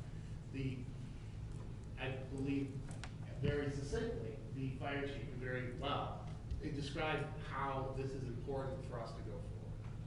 So there was no motion made then. No. There was 2 people calling for a motion, so there would be no need to amend a motion because the motion in fact had not been made. So if someone wants to make a motion with this language, that would be the appropriate time. Trustee Jones. Okay. can I reread what it should say then? No, let. I'll make Okay. a motion. I'll make a motion to approve item 8A in this form. Motion to authorize the fire department to fill the position of lieutenant left vacant by the resignation of Lieutenant DeLong. Retirement. Second. By the resignation, retirement. I'm sorry, he retired. He didn't resign. Right. Got all this We all wrong. messed up. Okay, that's All exactly right, what I let me- would have said. let- It's been let me- made let me- properly Let by, me say this Hold on, again. Mr. Clerk. A motion to authorize the fire department to fill the position of lieutenant left vacant by the retirement of Lieutenant DeLong, thus striking the term, engage in promotional testing and striking the word resignation from what's printed here. and adding retirement. Yes, and when we're And running- adding retirement. There is no motion pending up until trustee Jones makes the motion, so we're not necessarily striking anything, but that's how the specific language of this motion would vary, in a way minimally to that. And Right. I'd also like to make reference to the April 30th, 2018 letter Right. that is in all of your packets that describes. So that's the motion. So Second. moved. And that has been properly motioned by trustee Jones and seconded by trustee Ely. Madam President? This is an action item, authorize the fire department to engage in hiring of a firefighter in the fire department. Trustee Ely? That's the purpose of this legislation, is to hire a fireman in replacement of the retirement. No, it's, We already have a it's fire. not to fill, it's just to promote one, correct? To fill the vacant lieutenant position. Correct? Can I? Go, please do. Yeah, please do. No, go ahead. So we're actively testing right now for the position. We This don't letter is have the requesting census, hiring so a we're fireman actually to fill the vacancy. testing for that right now. However, by him leaving, there's a captain and a lieutenant. By him leaving, it leaves 1 man short on that shift. One vacancy, So we yeah. need a 4-man engine to respond in town, as well as 2 on the ambulance. Right now, we're short of that shift to 5 on those days. So we're replacing with a fireman who goes on the ambulance until we do promotional testing. When promotional testing happens, we will not need to hire another firefighter. It will be coming from that level. But this position is coming from the ranks, correct? It's not a, It's a new firefighter. oh, the fifth person. What she's saying is, let me get it real clear. What she's saying is it's a staffing level issue. Yeah, right, right. She needs to have the body Until we and to get put, lieutenant. and to make Yeah. sure she's got the All proper right. staffing to man the engine. Oh, So oh, it's that's, strictly a staffing issue. I'd like That's to what have it you amounts like to explain what the legislation does. You want Sherman to do it? She I was think we doing it all fine. got She it, was, she had it. Do She you have okay. any comments, trustee Ely? I can find some, no. Trustee Tierney? No, this should Trustee come off the new Jones? list you I have. have nothing. Trustee Horn? No comments. Trustee Abraham? None. Trustee Brown Marino? Yeah, Chief Kenny, I want to understand this. We're taking one of the firefighters, and are we elevating them to the position of No. lieutenant? No. On a not temporary The testing is or- going on. Right now, Okay, let me so- just give you. Did you read the letter? The letter in the packet? I'm gonna read the letter so everybody Thank is you. clear. Yes. The letter is to request the hiring of a firefighter paramedic to fill the vacancy of John DeLong. Lieutenant DeLong, last day in the books is June 1st, 2018. The absence of a lieutenant has created a shortage of manpower, thus creating overtime. The process of hiring takes approximately 3 weeks. I will work with the police and fire commissioner on this process. We are currently scheduled for a lieutenant test in July, abiding to the law which give eligible firefighters 90 days to study. Once we have a lieutenant appointed, shifts will be adjusted to fill the void of a firefighter. No new hire will be required after the promotion. It's all It's concurrent. a staffing issue, Yeah, it's all concurrent. It's happening at the same time. yeah. So what we're actually doing, and it seems to me, what we're actually doing is authorizing the Police and Fire Commission to call up another firefighter. Yes. Yeah. That's their job. You're adding a body. Right. Yeah, that's their job. And eventually, one of the bodies that's already at the department. Will be a Will pass lieutenant. the lieutenant test and be put in that position. Right. But that does not change the amount of people on that shift. Check. Right now, we are required by So- our contracts to have a certain amount of people on the ambulance What- engine, and if we don't, we're not abiding by our contract. You know what happens, and I'm gonna let, if I Fire may, Madam chief, he President, probably because knows. it's basic operations. Yeah. You backfill the position to make sure you got the proper staffing level for whatever it is that you need. So you're gonna put a fireman there until you promote a lieutenant, but in the meantime, you're losing your lieutenant, he's gonna walk out the door, you gotta have another body. And eventually, one of these individuals is gonna pass the test and gonna be the official lieutenant on the shift. Or I'm Well, paying that's the plan. overtime every single And day. as opposed, right. Can I say something? You go ahead. As part of the Fire and Police Commission, we just established a new firefighter list.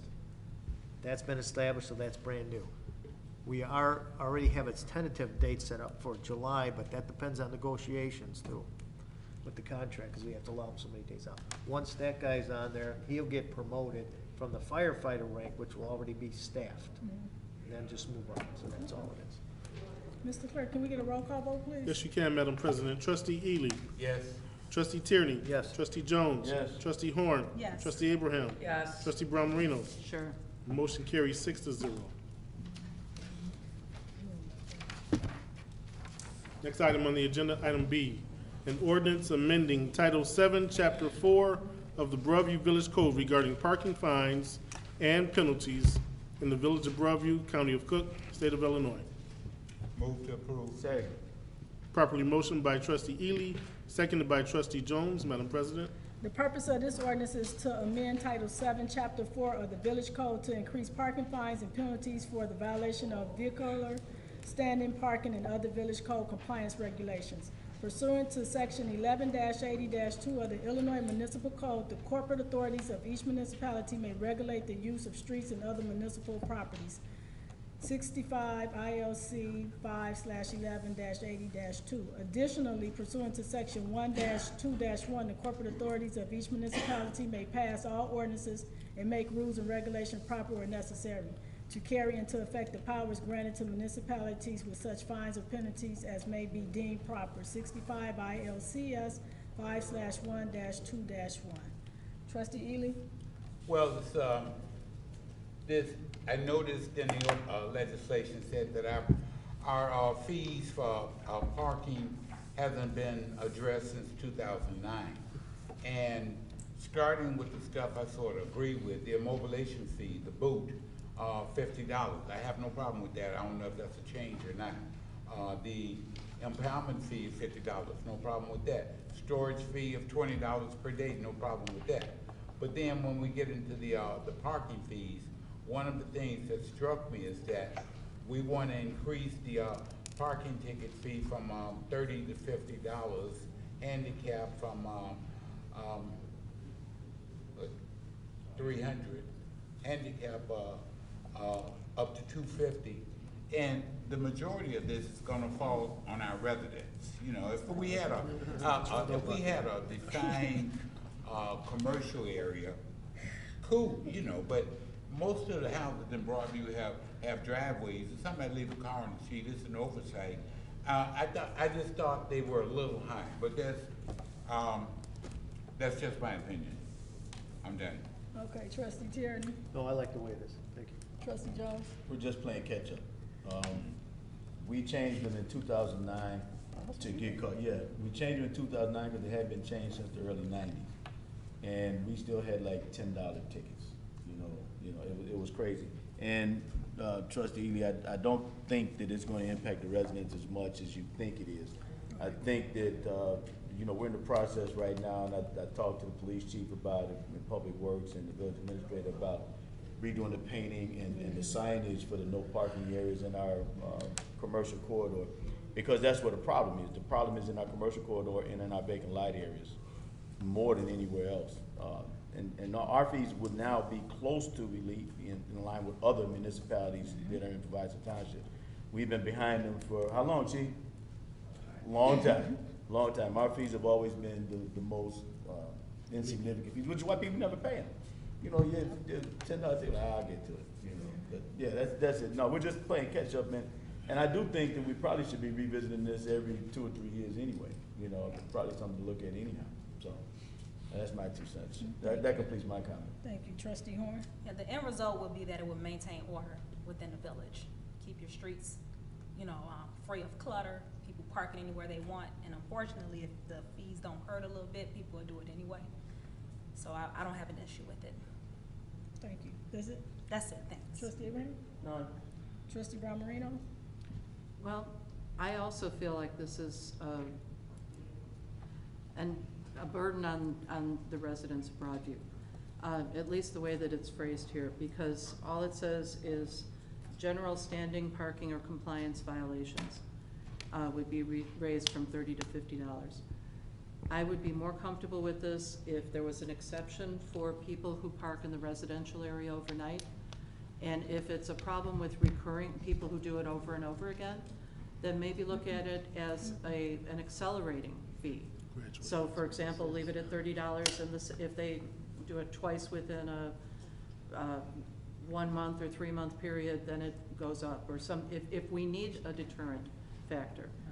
But, you know, when, I know there's been discussions at the budget hearing and the finance committee meeting about asking each of the departments to find ways to increase revenue.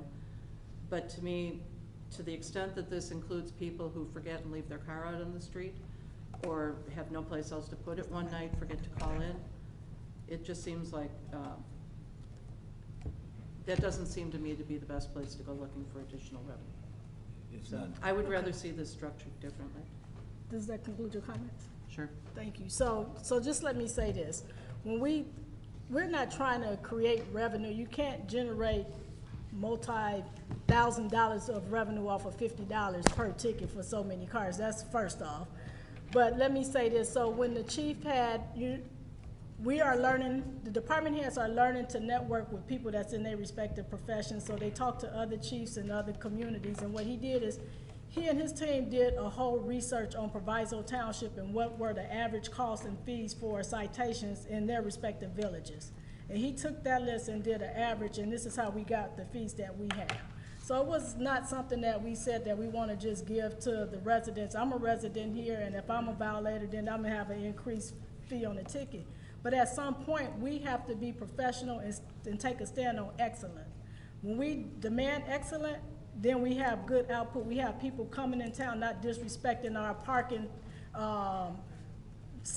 signs. They know what they need to do as it relates to parking. Those that park overnight, they actually know that the parking fees are being initiated, so now they're more conscious of making sure that they call their cars in if they have to park on the street. And like Trustee Ely said, some people do have garages, but we have some that don't utilize their garage, or they don't have a long garage to park in the garage, so they park on the street. So they should be penalized. If we don't start being proactive and holding people accountable, then we're gonna always be behind and always playing catch up. When do we stop playing catch up? So we need to start being proactive. The whole thing is, if the legislators and the trustees are out in the community and talking to their neighbors, they able to educate their neighbors and their blocks on what's taking place. That's why we put out a newsletter. That's why we stream our videos live, so people are educated on the process and what the ordinances are and what the consequences are. People have to be accountable for their actions. No one is exempt, not even us. So if it's accountability, it starts with us, and then it's accountability on the residents, in the businesses, in the commercials. So we all play a role in this. Mr. Clerk, can we get a roll call vote, please? Yes, you can, Madam President. Trustee Ely? Yes. Trustee Tierney? Yes. Trustee Jones? Yes. Trustee Horn? Yes. Trustee Abraham? Yes. Trustee Brown Marino? No. Motion carries 5-1. Next item on the agenda, item C, a resolution awarding the contract for the 2018 Spring Paving Program to Lindahl Brothers after competitive bidding for the Village of Broadview, County of Cook, State of Illinois. Motion to approve. Second.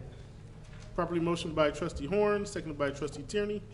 Madam President? Thank you. The purpose of this resolution is to award the 2018 Spring Pavement Program contract to the lowest responsive and responsible bidder. Article 7, Section 10A of the Illinois Constitution authorized units of local government to contract or otherwise associate with individuals, associations, and corporations in any manner not prohibited by law or by ordinance. Trustee Ely?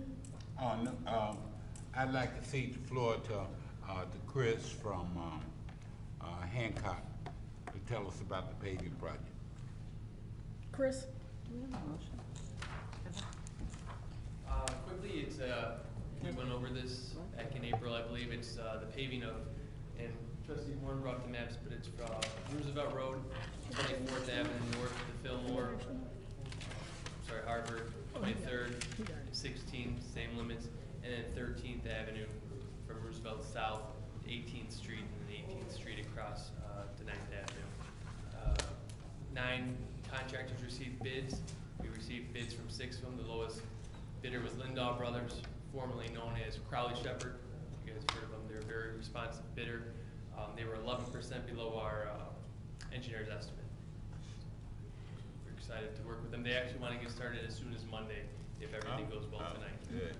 Are we gonna take that 11% and get another block done? You can always try.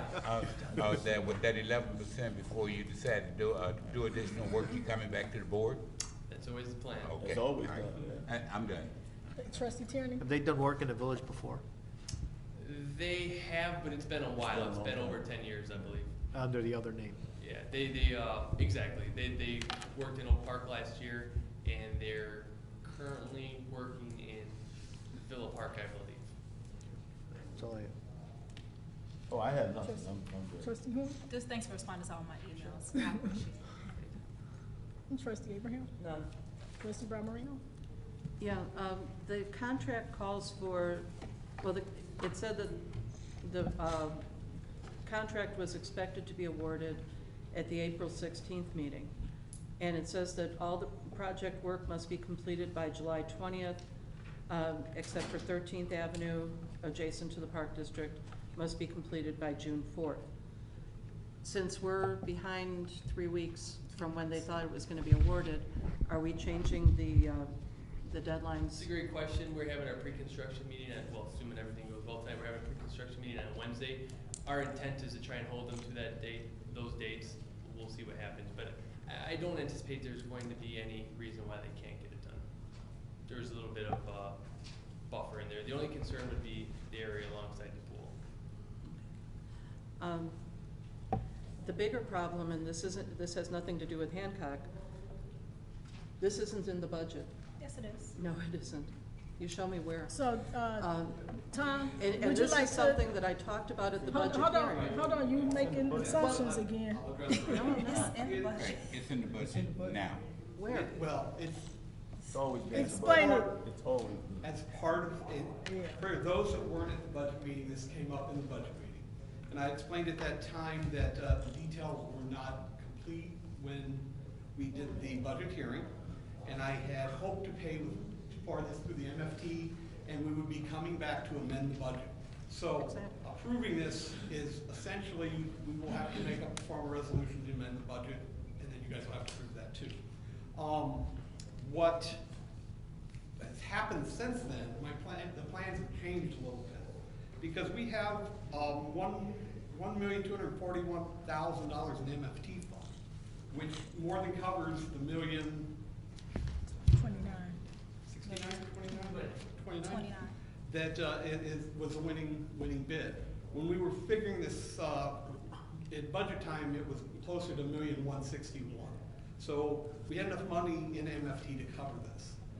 The question came up though, to use MFT funds, we have to get the DOT approval. And since it wasn't done from the beginning, that would put a delay on this project,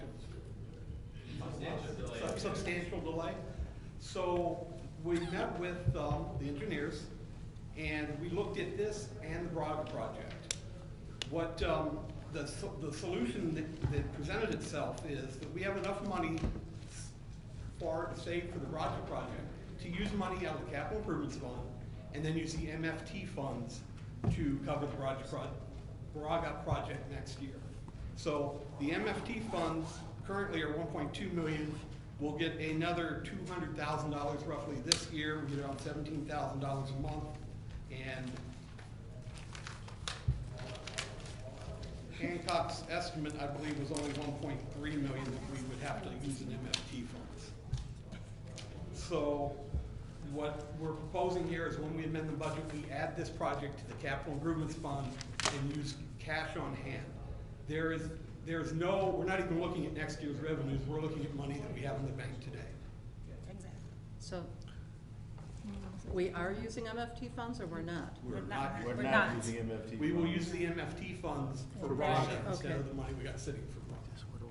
Okay, first of all, are you in agreement that the expenditure is not in this budget? It will have to be, it will have to, Okay, yes, it so will I'm have not, to be amended. I'm not, Yes, okay. that's correct. Now, the next problem is, in the capital projects fund, we don't have money to cover this in the capital projects fund unless and until we sell the $11 million in bonds. Pardon me? I've got the final, what was on the website is the final budget in front of me. And we already are showing a deficit of $934,613 in the capital projects fund prior to the sale of bonds, the $11 million in bond proceeds. At 4:30, we have $1,482,544.69 in there.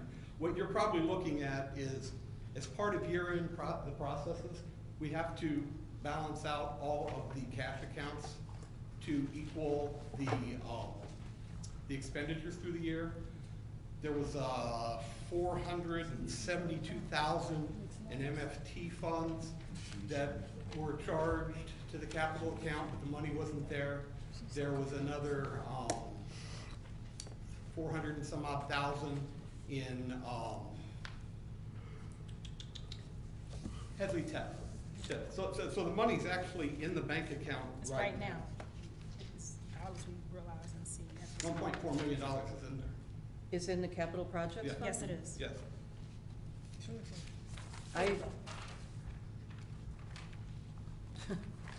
I mean, just for the record, you know, I did my due diligence. When the project came up, okay, it's my responsibility to ensure we can afford it. So I contacted the finance director and Mr. Hood and had conversations with them related to it, and I asked for proof that the money was on hand as it stands today. And I asked for that information to be provided to me so I can have a tangible document so I can reference the amount and the account that it's in. So there's over $1 million on hand as it stands today within the capital accounts, the capital account that can be allocated to this project. If we just keep it simple. You know, there's a lot of shuffling and things like that that take place when you start dealing with finances, but to keep it simple, there's actual cash dollars available as we speak right now that can be used to pay for the project that will not cause us to go into debt.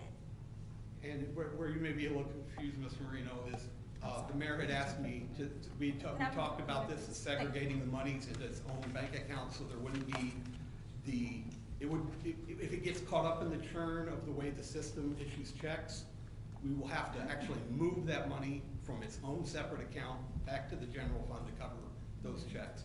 When you look at, if you look between the funds, you'll see a lot of negative balances, and that what those represent is cash that needs to be physically moved from one place to the other. So what we're trying to do is make this more transparent by segregating this out so that you can see it right off the bat. Does that conclude your comments, Trustee Brown? Well, I'm glad to see the bank statement. It doesn't, none of that is reflected in any of the other stuff that we've been getting having to do with these funds and when I keep saying we need to monitor what's going on with these other funds because we're shooting in the dark. However, we still need to pass an ordinance to amend the budget to include this expenditure. That's correct. Is there any reason why we didn't have an ordinance like that on this agenda? Because I would like to be able to approve this and get them moving on this, but I want to remind you, you know, by law, it says any contract made, no contract shall be made by the corporate authorities, blah, blah, blah, or expense incurred, that unless an appropriation has been previously made concerning that contract or expense. Any contract made or any expense otherwise incurred in violation of the provisions of this section shall be null and void as to the municipality, and no money belonging thereoto shall be paid in account thereof. It's been misinterpreted, I think. So, no, I mean, I'm reading from 65 ILCS 5/817. I would like to be able to approve this, but why didn't we have an ordinance to amend the budget to reflect the correct information about what's in the account? We don't know, you know, at the Finance Committee meeting, you talked about how there'd been all these transfers that hadn't been properly recorded. Apparently they're much more further off than the information that we have. And I have gone over the 3 different versions of the budget. I went over the audited financial statement, trying to figure out, so I'm glad to hear there's money there, but So we're does that doing conclude? this, we're doing this wrong. Do that conclude your comment, Trustee Bromley? Well, Mr. Attorney, can we approve something that we have no appropriation for? I thought That's not in the budget? said that the money was there. In the capital account. In the capital account to be applied towards this cost. Yes. It turns out. Maybe I missed something. It turns out that there's money in a bank account, but in the budget that we just approved, we did not include an expenditure for the street project, which I kept talking about. Why aren't we including that? And I was told, we'll amend the budget later. So Are you saying that every expenditure that we make needs to be itemized at the budget time? certainly within a separate fund like that, yes. But Hold on. Let me just say this. We have the money to get the street pavement program going. We procrastinating when we have Trustee Brown Marino who gets the legislation ahead of time to get all of her questions. Friday night. That's ahead of time. You got it within 48 hours, and that's what we obligated to do. So we are in compliance. So she had the legislation since Friday to do her due diligence as elected official for the village of Broadview to take some time out of her schedule that she knows that we have regular board meetings on Monday, which she did not confirm that she would be in attendance tonight, to get all of her questions answered either through the finance director or she could have called the attorneys to get clarity on the legislation. So failure to do your due diligence as elected official, shame on you. The other Shame thing on is, me? hold on. The other thing is, we've had several conversations which you failed to reach out via email, telephone call to my office, the finance team, or the attorneys to get anything, get all of your questions and concerns for. So with that being said, Mr. Clerk, can we get a roll call vote, please? Yes, you can, Madam President. Trustee Ely. Yes. Trustee Tierney. Yes. Trustee Jones. Yep. Trustee Horn. Yes. Trustee Abraham. Yes. Trustee Brown Marino. Oh, no. Motion carries 5-1. Next item, item D, a resolution authorizing the submission of the Illinois Coalition of Local Government, ICLG, Board of Advisors application for the Village of Broadview, County of Cook, State of Illinois. I would like to make a motion to table it to the next board meeting, please. Second. Been properly motioned by Trustee Horn, seconded by Trustee Jones, to table until the next board meeting, which will be May 21st, 2018. All in favor, say aye. Aye. All opposed, say nay. Hearing no opposition, this will be tabled until the next regular board meeting, May 21st, 2018. Next item on the agenda, item E, a resolution authorizing and approving the disbursement of funds pursuant to the facade improvement agreement between the Village of Broadview and Healthcare Alternative Systems for the Village of Broadview, County of Cook, State of Illinois. Motion to approve? Second.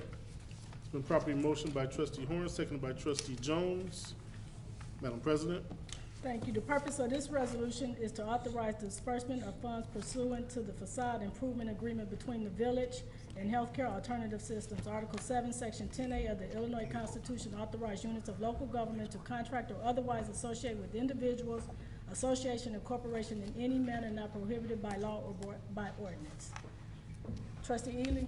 I have no problem. A question came up earlier as to whether or not we're going to pay the $30,000 and reimburse him for his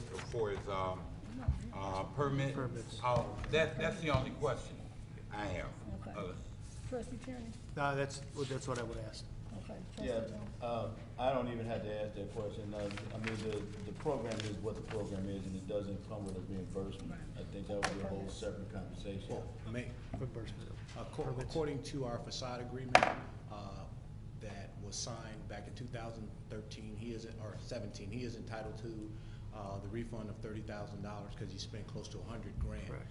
Also in the facade agreement, I just looked at a blank one. It does, based on the completion of the project, it does say he does qualify for a reimbursement of the permit fees. So that would have to be a decision made by the board. Okay. In the application, Dave, is it requested? In the application, in the original application, is the reimbursement requested, or is he just asking for the $30,000? Is he asking for the reimbursement secondary to it? Yeah, he's asking for both. She asked for both. I haven't. This is what I'm looking for. Yeah, he's actually asking for both. Yes. And it's in our document. That's now, I'm talking about when he made the first application. The original application. He said a year and a half ago. This is dated a couple of months ago. So he's asking for it secondary to what the original application was.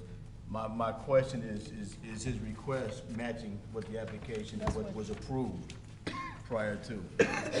So if he was approved on the facade program prior to this day for the $30,000, and it did not include the supplemental reimbursement for the permits, it would be something entirely different. See, this is dated February of this year.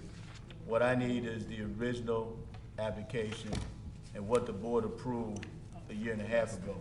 Yeah. So if a year and a half ago, it was only the $30,000, now you're asking for $30,000 plus $2,500. Does he qualify? If we were qualified, if you asked for it, and it was approved. That's the original.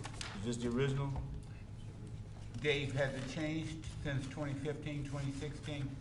Okay.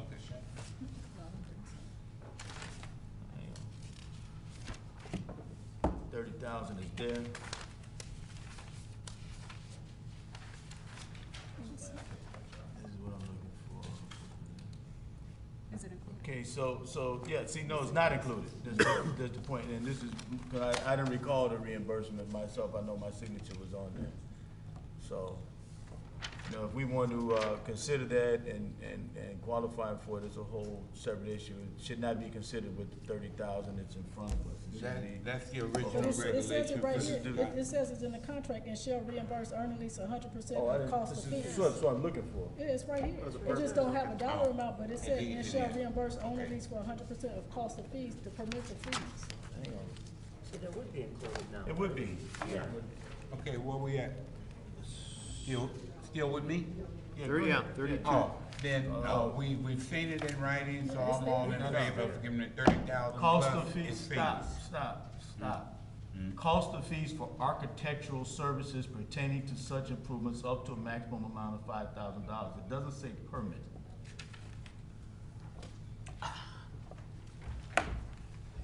What have you done in the past?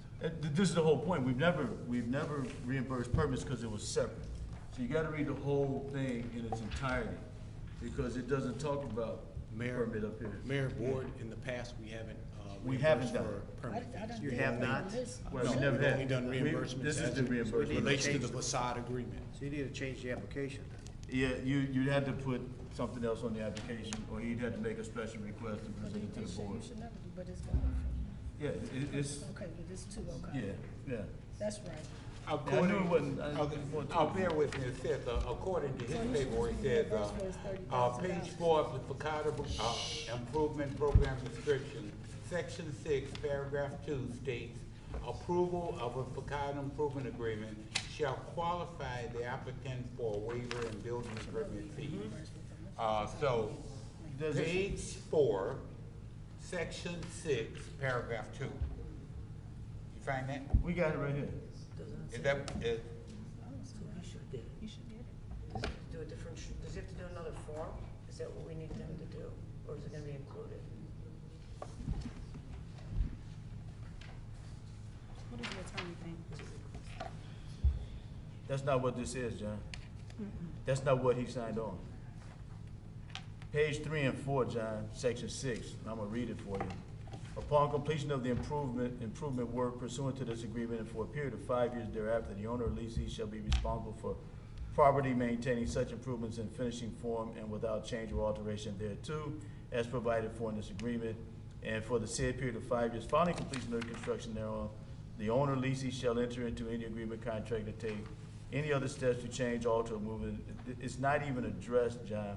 And this is what he signed originally. I don't know what it is that you're looking at. You're looking at the 18. I'm actually looking at, his request. His request. Yeah. Well, this is the contract. I'm looking at the contract and what was approved. So that's not what that says and what was signed. This is the original 2016. Is there a motion on the table? It was simply to approve. The 30,000. The base. Yes. The 30,000. No, the question came up as to how much to approve. Amy's question, subject to the approval of the 30,000, was about the $2,500 permit fee. And that's where this discussion came about. Yeah, because it's in his request. Because he's requesting 2,500, but it's not in the original contract. And it's not in section 6, which is identified in his request. I know that I hadn't seen. And we haven't done it in the past. We haven't done it in the past. Here's the rest of that. Actually, I did not see it. Trustee Horn? Comments or questions? The motion to approve the 30,000. 30,000. Can we make a motion to approve for the 30,000 and Yeah, suggest that and you we come can back? revisit this at another time. Madam Chair, That's what the motion is on the floor. Can the clerk read back the motion? Can you read the motion? What's the motion, Mr. Clerk? Kevin? Motion by trustee Horn, seconded by Jones, to approve a resolution authorizing and approving the disbursement of funds pursuant to the facade improvement agreement between the Village of Broadview and Healthcare Alternative Systems for the Village of Broadview, County of Cook, State of Illinois. Pursuant to the agreement, and the agreement is 30,000. And you put Page 2 of the agreement, 30,000. 30,000, yeah. Which is in the body of the resolution. It's, yeah. I That was- concerned about the amount, so. Right, okay. Yeah, Who made the motion in a second? Trustee Horn Horn. and trustee myself. Jones. So trustee Horn has the floor currently. You get the original back today? So, Mr. Attorney, Yes.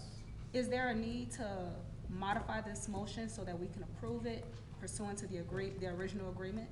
No, the resolution. It says it reads. Yeah, go ahead. You don't have to. The agreement and the resolution says it's a $30,000 reimbursement. That's on page 1 on the fourth recital, fifth Right. recital. And then that is also reflected in our packets.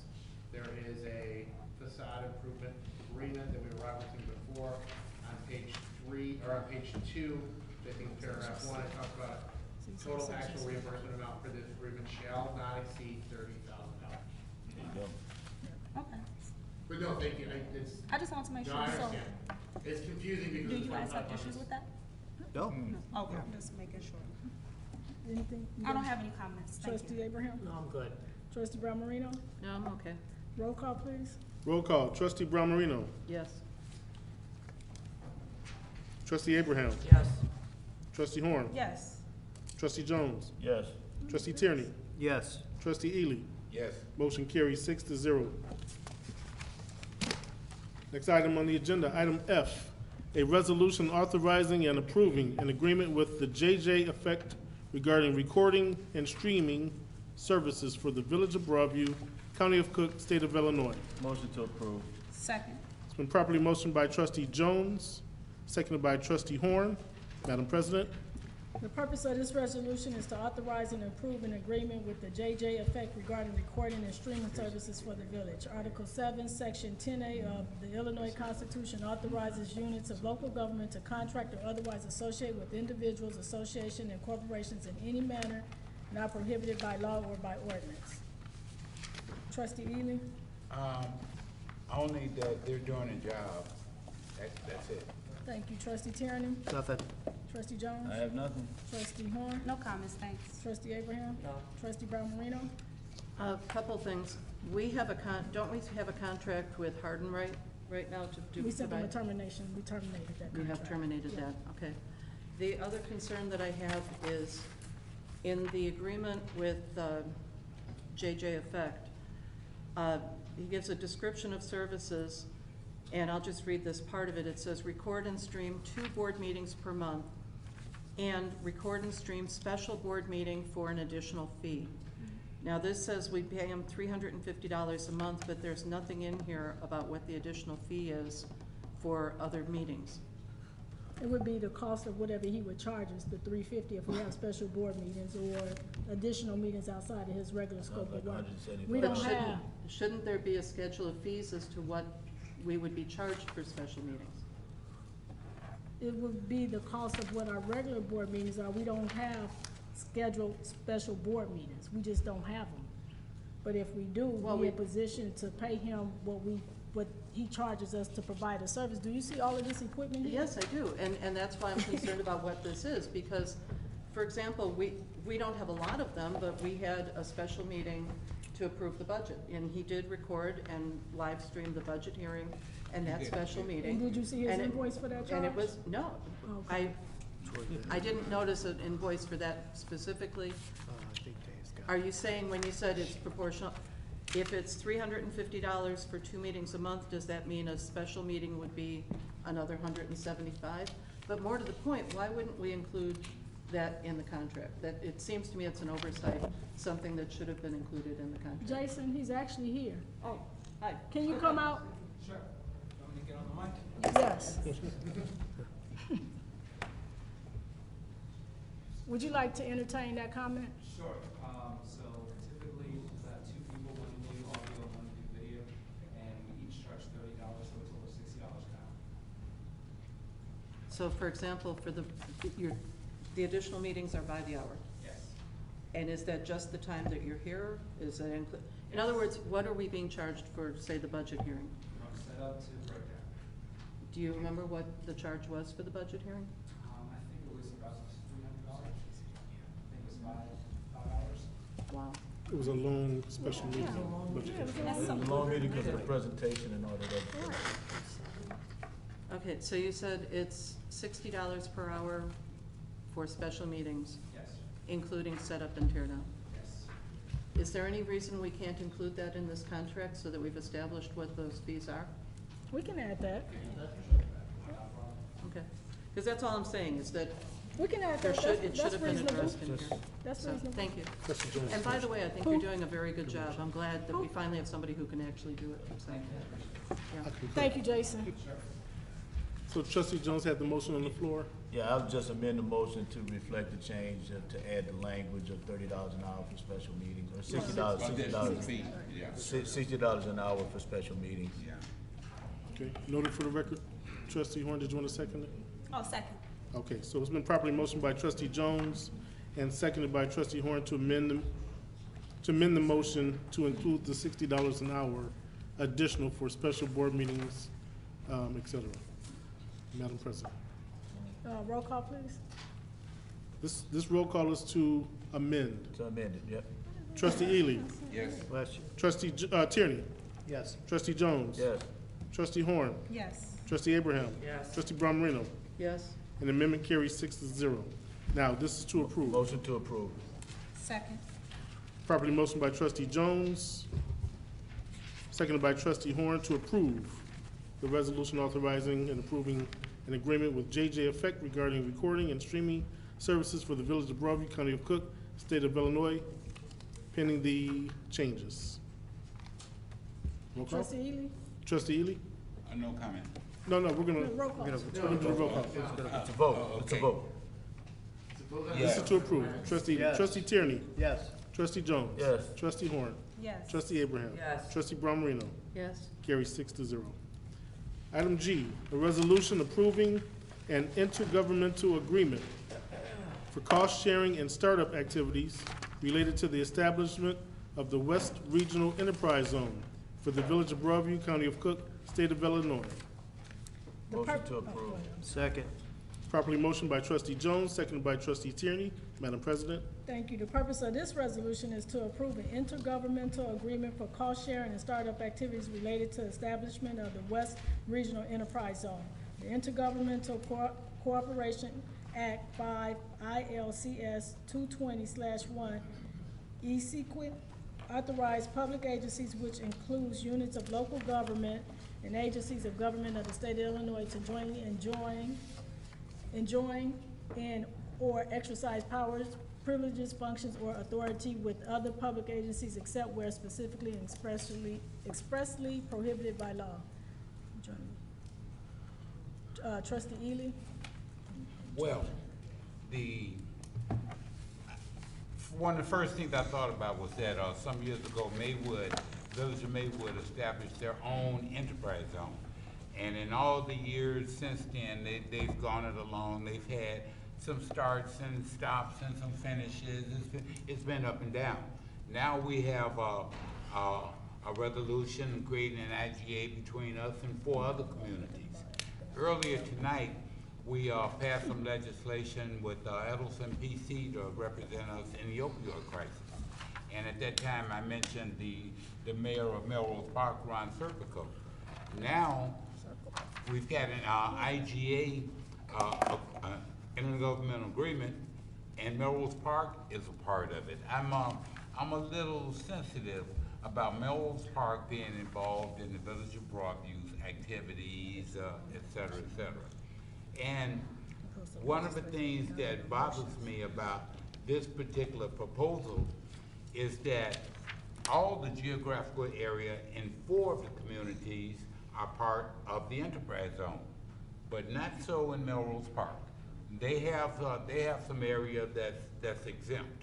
And honestly, if I were Melrose Park, I'd feel the same way. And that area is probably North Avenue and the industrial area north of it. And they don't need any help there. You know, they're doing fine.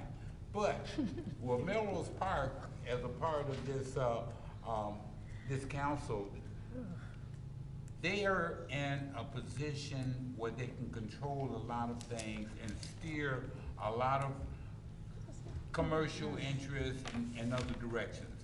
Like I said, I'm real sensitive about the Melrose Park being involved in our affairs.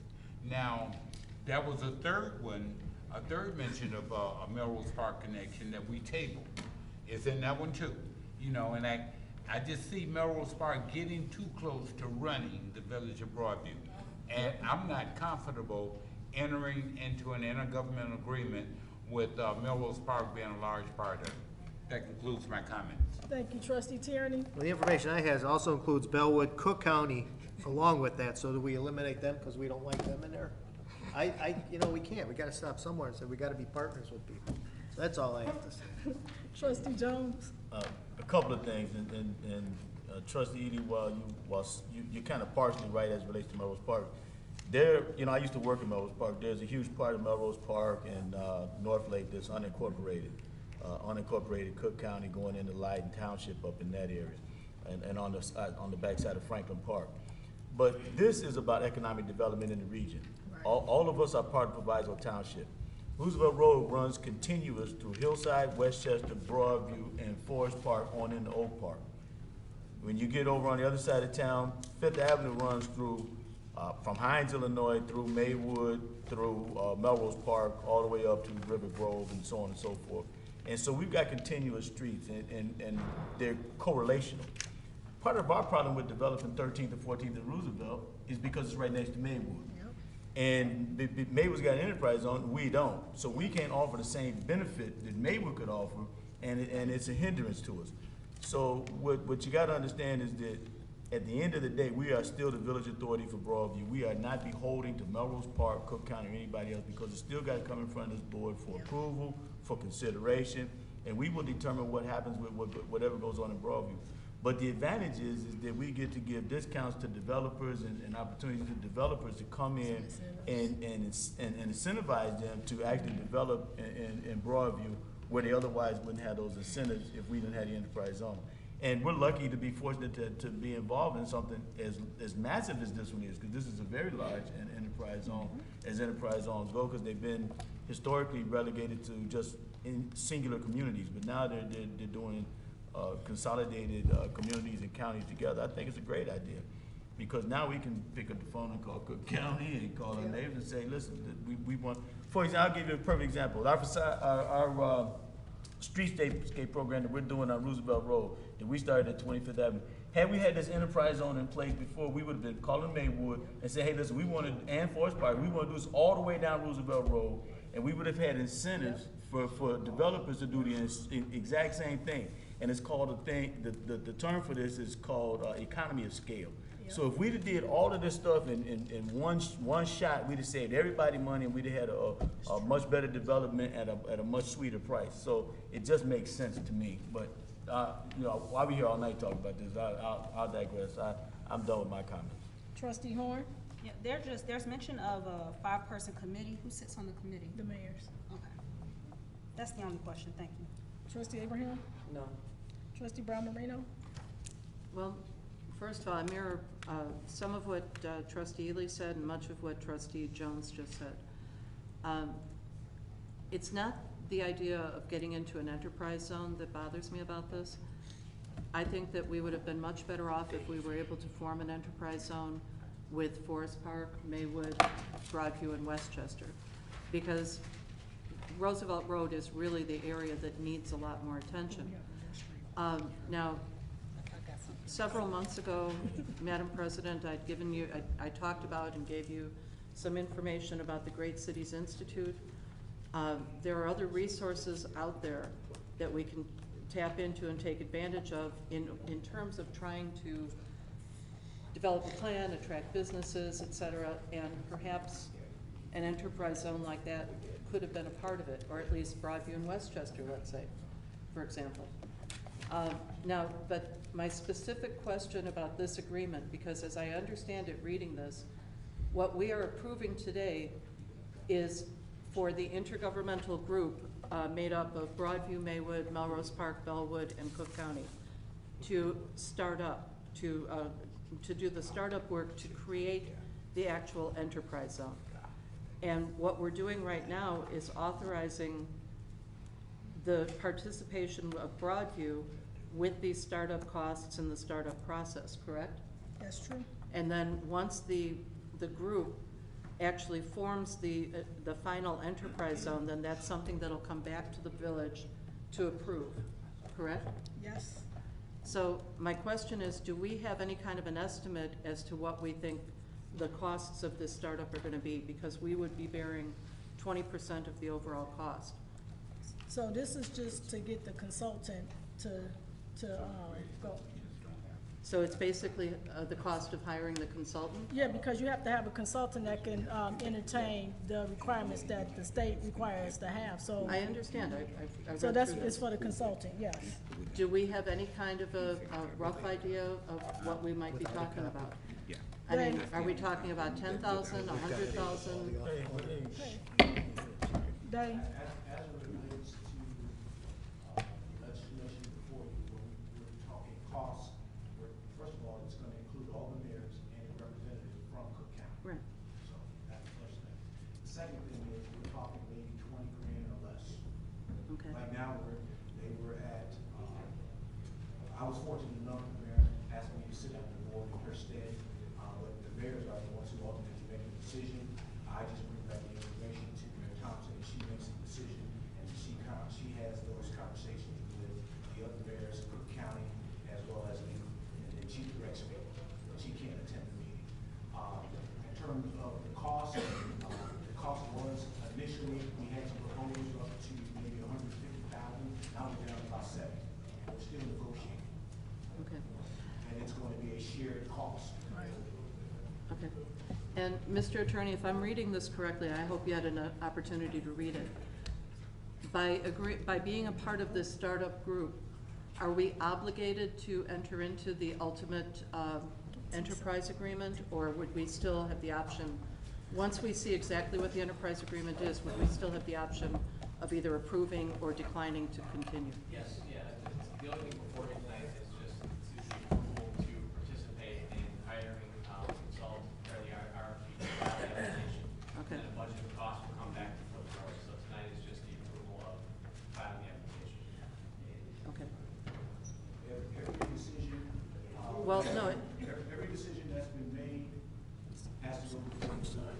Outside of that, we've met, to set up the meeting, we've interviewed, we've proposals, we've taken requests, things of that nature, but when decisions have to be made, we have to go before each municipality. And actually, if you so choose, to approve it, this is not the final step, just so you guys know, the hand that's over everybody is Cook County, which is really carries the biggest stick. So I don't know what the issues with Melrose Park and all of that, but we're trying to do some things, to move the village forward in terms of economic development. That's the bottom line. Nobody's telling me to do anything, I take my direction from the mayor, so. and you are an attorney with Montana and Mulch? Yes. I know I've asked you this before. Your name is? Matt Ingersoll. Ingersoll, okay. Yes. I will remember that at some point. Trustee Brown Marino, this is gonna be your last question, because we need to get moving. Was there any discussion, or did anyone approach Westchester and/or Forest Park about being a part of this? I'm not sure. So let me answer that one, because when we started engaging in the conversation with the enterprise zone, just let me give you a brief background of it. So Maywood have an enterprise zone currently, and the enterprise zone is coming to a conclusion, I believe, at the end of this year. And what they did is they reached out to their surrounding partners, which is Melrose Park, Broadview, Bellwood, Cook County, and Bellwood.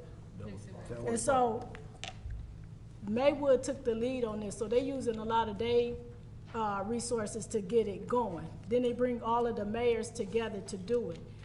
The concept is to get the enterprise zone established. Once the enterprise zone is established, then if Westchester want to be a part of it, we can entertain that. If Forest Park want to be a part of it, we can entertain that. But to get it started, they started with their borders. They didn't go to Forest Park. They started with Melrose Park and unincorporated Cook County, then Broadview, Bellwood, and Maywood. So that's how the enterprise zone is started. Once it get established, because that one is going to be dissolved, And I don't know if you guys did research and looked into what the state is doing as it relates to enterprise zones, but they're looking for collaborations and partnerships. You can't no longer do anything as a standalone. Right. And I wish that, the ultimate goal for Broadview is for us to learn how to partner and collaborate with other towns where we don't have to be the only ones doing it, but we can be a partner and a supporter. We at the table, we making decisions. As it relates to some of the language in the contract, I went back to Montana Welch and told them I didn't like the way that they was rolling the dice on who get to be the first person, being the first chairperson for the first year. So, you know, we having dialogue that they've taken into consideration. So now we doing, I think, pulling some names or something like that to see who's gonna be the first year and who's gonna be the second year. It has to be fair across the board. And it's not just for Roosevelt, just so you know, it's not just for Roosevelt, it impacts our industrial area. Because when you look at the manufacturers, we have manufacturers that's multi-million-dollar manufacturers here in Broadview, and they buy large equipment that requires a lot of sales tax. We want to be able to incentivize them, to encourage them to stay, because we can't control Cook County taxes. But we can control and we can put in place good programs to make it advantageous for you to stay or for you to come to Broadview to do business. So that's part of the economic plan, and Dave is spearheading a lot of the things, but I'm in the loop of what takes place at the mayor level on decisions that I need to bring back to the legislators so that you guys are aware of what's going on and what's in the best interest of Broadview. So it's not about Melrose Park, per se. Excuse me, it's about all the partners at large and how we all work collaboratively together. And if we learn how to work in Proviso Township collaboratively, just think of the possibility of doing more with less if we learn that concept. But I understand people are territorial. And what would be, where in the budget will we be getting this up to 20,000 for the startup cost? So Tim, you want to answer that one? And this is the last question, and then we'll go to a roll call vote, Mr. Clark. Professional services In what? in the executive office. Thank you. Mr. Clerk, can we get a roll call vote, please? Yeah, Madam President, this is, item B. Trustee Ely. Nope. Trustee Tierney. Yes. Trustee Jones. Yes. Trustee Horn. Yes. Trustee Abraham. Yes. Trustee Brown Marino. Yes. Item carries 5-1. Okay, item H. Consideration of an application for business license requested by Mark Melnani of Marnet LLC, doing business as Lou Melnani Pizzeria, located at 7550 Broadview Village Square for the Village of Broadview, County of Cook, State of Illinois. Well, can I make a motion to accept, approve? Motion second. One more time. Can I make a motion to accept? Motion to Approve. Motion to approve by trustee Tierney. Second. By trustee Jones. Madam President, before we start, trustees, I just passed out the hard copy. We had that signed by the building department last week. I failed to include the electronic copy, but we've had it and it was on the agenda. Madam President. Thank you. This is an action item to consider whether a business license should be issued to Mark Malnati of Marnet LLC, doing business as Lou Marnetti's, to operate a food establishment. Section 1120-2 and 11-20-3 of the Illinois Municipal Code provides that the corporate authorities of each municipality may regulate the sale of all beverages and food for human consumption. 65 ILC 5/11-20-2 and 11-20-3. Also, section 3-1-4 of the Village of Broadview Code of Ordinance require business licenses to be approved by the Board of Trustees. Legislation is not required for this action item. And this was a couple of weeks ago, they came and presented and said that they wanted to come in town to do business, so they're here, and I guess getting ready to operate. So trustee Ely? Lou? Yeah. Welcome. Now, we just looked over the application, all the inspections have been done, the FEIN number, we're good to go. We just need, to know, when are you planning an opening date, and what kind of discount the board members get? That's not legal. That's not legal. Okay. No, Do no not other answer comments. that. Well, you're done. Don't answer that. So don't walk into that one. We have Sasha here from Lou Malnati's, and he will be able to answer any questions and provide any information. We have River Cook ceremony coming up. We don't have a date yet, because the mic isn't working, Dave.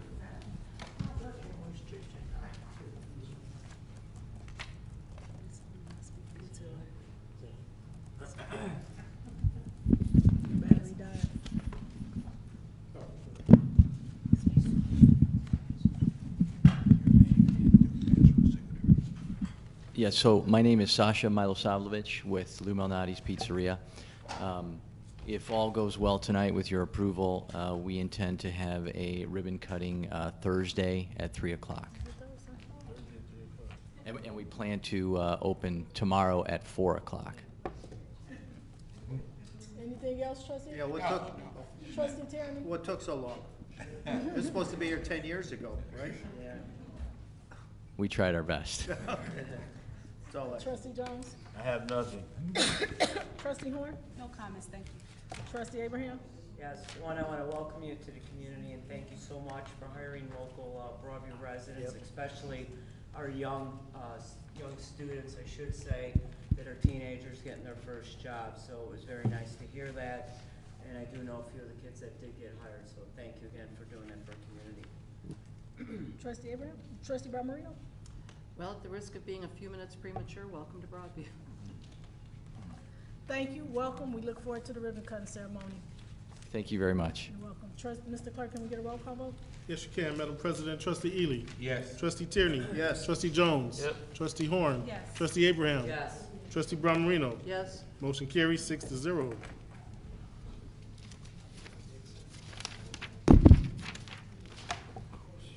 Next item on the agenda, applications for the authority to expend funds totaling $37,774.70. First item, actually, trustees, would we like to take these all together or individually?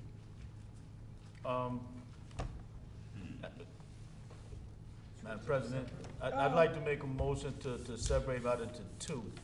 You got two, you got one for the fire and one for the police. You got three invoices for the fire, well, yeah.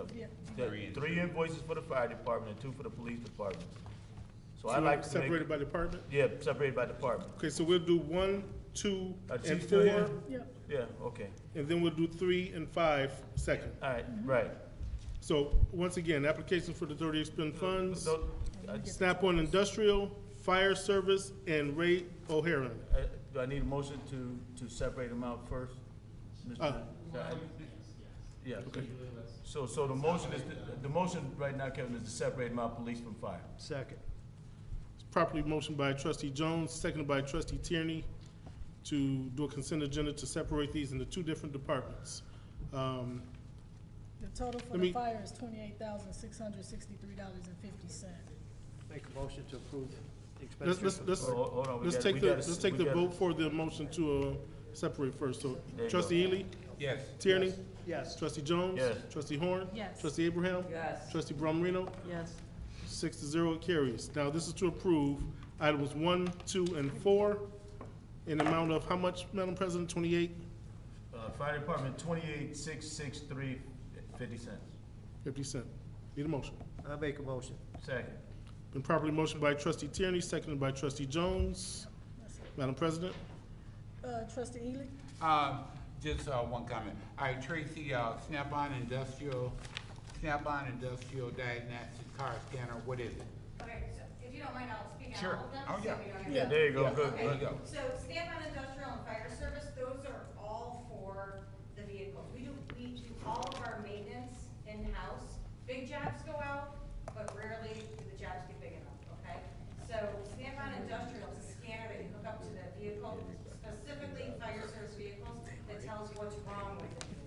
Guys were using tools from home, including a scanner, that I didn't think was right. I think we need to have them in-house, especially if something's wrong with the vehicle and something happens, it's on that piece of equipment or whatever they use to fix the equipment.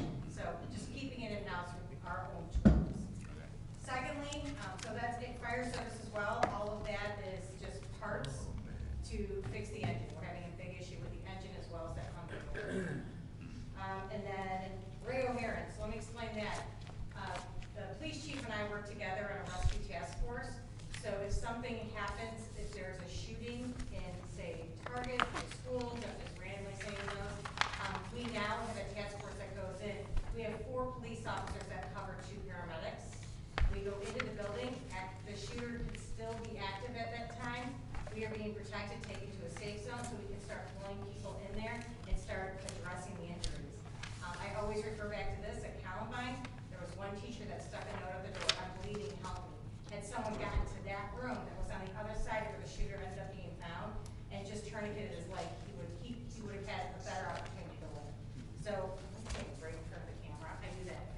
It's okay. So, I just realized it. So, in that instance, we have a better chance at survival for people. So, the armor that we wear is, the Division 20, the 17 departments, we have to come up on an agreement of what was the minimal equipment that we were to wear to go in an incident like this. Now, obviously, we don't carry weapons, so it's just protective. I did find, with the research over the past 3 months, helmets that can be adjustable to any size head. So rather than buy a vest and a helmet for every single person in the department, we have 4 on the engine, 2 on the ambulance, 2 on the backup ambulance. Same thing with the vest. Vests range from medium small to, small medium to large extra large. So I went with the division of those two, so everybody would have a size that fits rather than everyone having an item. So that's where that amount comes up with. And that's, we discussed what was the best armor for us, and I got some suggestions. So. Is there a difference between fire on one, police on theirs? We do. Or is it? What, the vest, I'm sorry. The vest, yeah. Do they say fire on one? With police, we have trauma plates in ours. Okay. Because we're gonna be the first ones to go in. Yeah, right. And, hopefully, locate the shooter or whatever the case may be. Once the shooter's isolated, then we bring in the rescue task force. Because like the chief brought up, Columbine, many of the children, they bled out. They waited 45 minutes to an hour for the SWAT team. We can't wait that long. And this is a change that's happened over the past 3 years that we are ahead of the game on, that we are aggressive in training on this as far as our police officer and firefighters working together. They do go to training together, so this is an investment. And we have a new box card, which means if something were to happen in another town and we were to respond, we are not allowed to respond unless we have that proper equipment. Well, those are all my things. Oh, that's it for me. I hope I got everybody's questions answered. I have nothing. No Trustee questions. None. Trustee Brown Marino? No, I'm good. Can we get a roll call vote, please? Yes, you Oh, we're can. gonna separate, we did Well, we separate. did that, right. Okay. So this is to be voting to approve 1, 2, and 4. Trustee Ely? Yes. Trustee Jones? I'm sorry, Trustee Tierney? Yes. Trustee Jones? Yes. Trustee Horn? Yes. Trustee Abraham? Yes. Trustee Brown Marino? Yes. Motion carries 6-0. Next items 3 and 5. Dell and Police Law Institute. Dell was for $6,261.20. Police Law Institute, $2,850 for a total of, anybody do the math? $9,111.20. 9,1 91111 and 20. and 20 cents. Very good. Need a motion. Move to approve. Second. Been properly motioned by Trustee Ely, seconded by Trustee Jones. Madam President? Trustee Ely? I'll give the floor to the Chief Youthling to tell what is it? Okay, I can explain. Well, the Dell computers are basically 4 computers. What I did, I had Paul Kirsten go around and we checked all the computers now, because now that we have body cams, we were running XP on some of our computers. So we're now up to date. With these replacements, all of our computers will be up to date. And, I'm sorry, and then the Police Law Institute, Illinois lawmakers passed a mandatory training for police. Every 3 years, we have to have, there's 6 categories: use of force, mental illness, restorative justice. They mandate this, but they don't tell you how to pay for it. It basically comes out of your budget.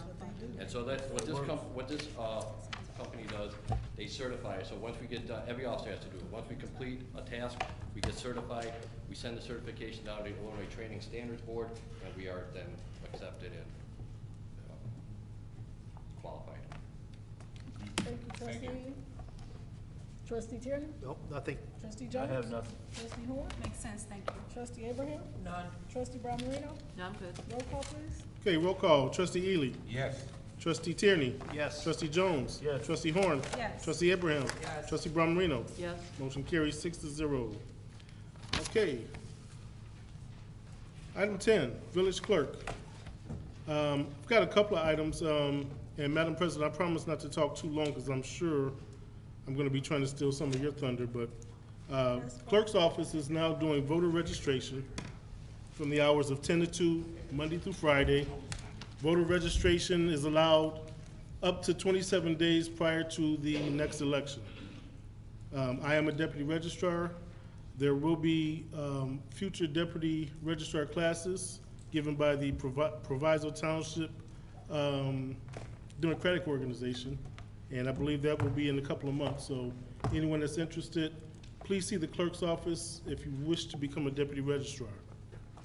Next, I'm a supporter of Broadview baseball. We had the Broadview Baseball Little League Parade this past Saturday, and they have 4 teams. They did the parade, they gave honors, they did pictures and photos, and then they had a home run derby.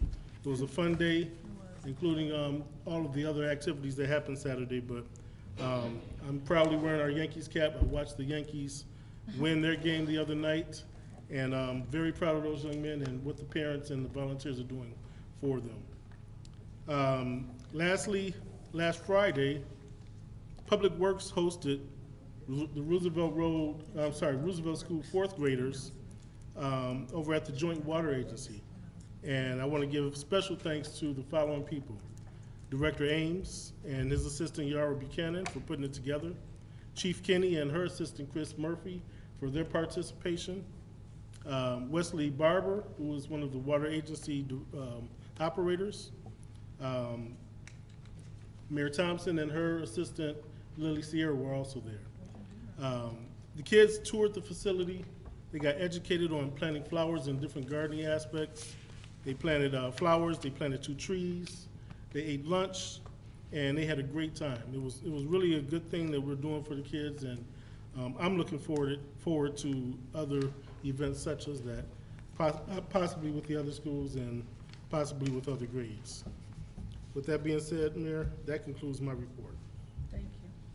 Next item on the agenda, Village President, Madam Katrina Thompson. Thank you. I'm going to try to be as brief as I can in my report, but first of all, I want to say Happy Mother's Day to all the mothers in the room. Mother's Day is Sunday, so I'm a mother, and our job is never ending. So Happy Mother's Day to all the mothers. The ALS Awareness Month, so we'll have a proclamation on the next board meeting a proclamation for the ALS. Ms. Doreen Gordon, her daughter, had ALS, so we want to, support her in this initiative, so we will have that at the next village board meeting. We had also one of our residents pass away, Mr. Donald Triplett. Services will be held on Friday, May 11th at the Broadview Wesleyan Church at 10 a.m., and then the funeral is at 11. Last week or the following week, we had Lobby Day in Springfield, so we spent a couple of days with some of the legislators and went from the House to the Senate to voice concerns. The state is still in a financial situation, so it's nothing pressing, but we should be following legislation that impact us, how we look at the cell phone towers, how we look at the government funding that's due to us so that they don't cut that. So we following legislation at that level. Actually, they're gonna be ending a session probably late May, early June, but we'll see how that goes. The annual cleanup and community shred day was a big hit this past weekend. I mean, we had cars it was constant flow of traffic with people coming to get their paper and important documents shredded. When I got up early Saturday morning, I saw the crews had already been out to pick up a lot of the garbage, where I guess the scavengers had already been out to get a lot of the stuff. So, but looking back over the years, I think this was the least amount of stuff that was sit out on curbs that I've seen. Same, I see. So, I think we're making some improvement there. Broadview Little League Travel Team Parade, so they have 2 sets of teams. So we have Broadview Little League, which have 4 teams, and then we have the Broadview Travel Team, which has 2 teams. And so, although the parade wasn't as organized as we would have liked it to be, I think it was a day that was very sunny. This was the first time in a very long time that they had good weather. And it rained. And it didn't rain. So, but the kids, they had a good time. So we parade down to Schroeder Park where they concluded their activities. And I actually got honored by the Broadview Yankees. They presented me with my own jersey, so I did attend the game 8 o'clock at night. Yes, so I came back and attended their first baseball game, which they won. Also, the walkathon for the answer was this past Saturday, and that was another big hit.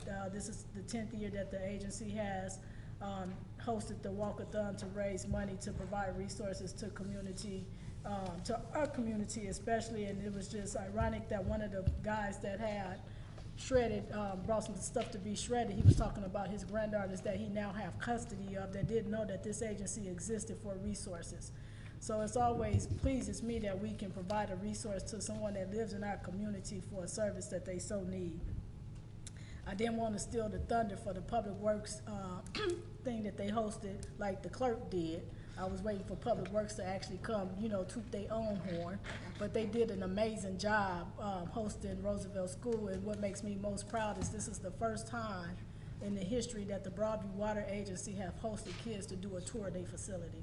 So I know we're making the right moves in the right direction. And so Paul, who's the superintendent at the water agency, he want to get more engaged with the high school levels so that they look at career opportunities to be water operators and learn how the water flows. And Wesley, he was very intricate in, you know, showing the kids this tunnel. I mean, if you all set up some time to go do a tour of the agency, it's amazing that so much water filters through this for 2 communities. And we're able to host kids where they're able to plant trees and flowers to help us out to do a community initiative. These are the things that we should be most proud of. I want to talk a few minutes about the TIF programs and economic development and relationships. So in the past, that has not been our strong suit for economic development in the village of Broadview. And so when I came, I noticed that we didn't have strong programs in place like a TIF program. We should never be in a position where we allocate hundreds of thousands of dollars to one business owner just to be in business. We should have a program in place. So working with Commissioner Upshaw and him networking, being more engaged with economic development, we starting to engage and put programs that works for Broadview so that we can do more with our money instead of just giving out one lump sum to a couple of here and there's. We want to attract multiple people on the Roosevelt corridor, and how we do that is have good, solid programs in place. So we're working on the TIF programs and what we have to offer, and once we get that solidified, we'll bring that before the board so that you all have opportunity. So when you're talking about people coming into Broadview and selling business, I hope you guys are doing the same thing I'm doing. But when you're talking about businesses, you can tell them we have this program in place. Call the building department and get the program, or if it's a facade program, we need to tighten up the programs that we do have. So we're working on that. Also, lastly, we did talk about Enterprise Zone, the food drive. So I'm gonna host a food drive for the Westchester Food Pantry, because the Broadview Food Pantry is not functioning right now. So they got some issues going on, and so once they get that up and running, we can kind of move it back to Broadview. But when I talk about having partnerships and collaborations, Westchester Food Pantry service Broadview families. They do. It's just housed in Broadview. If we hosted something that residents from other communities could take advantage of, we should be opening our doors. These are people that, it could be a single mom that don't have food, or somebody fell on hard times that need to get food. We should always be in position to help, no matter where they come from. And Broadview Food Pantry, and I noticed they only service Broadview residents. Westchester service the masses, so they service Proviso Township. So if Broadview can get on board to open their doors to be more entertaining, to serve more people, that's who I want to be involved with. I don't want to just because we're Broadview and it just got to be Broadview. It shouldn't be like that. People are hungry, and we should be more receptive and be more open to provide a need. So I will be hosting a food drive, so look for the literature. We're gonna have it right here in Village Hall, May 15th to June 14th. I'll host the food drive, and anything that we receive, we'll give it over to the Westchester Food Pantry, because they do service Broadview families as well. The fire department is hosting a blood drive, and I have to say this is very personal to me with the blood drive. I have a sister, my only sister died of Hodgkin lymphoma, which is a blood cancer. And when she was in her transition period and needed blood, because she had a rare blood, it was hard for us to get blood to keep her alive. So I do donate blood, and I encourage all of our residents to get involved, because you never know, it could be you that needs some blood in a time of need. You can be in a car accident. It's just that simple. So If you're in good health and you can provide blood, please participate and support our fire department on the blood drive, because it's summertime, people are having more accidents, especially motorcycle accidents.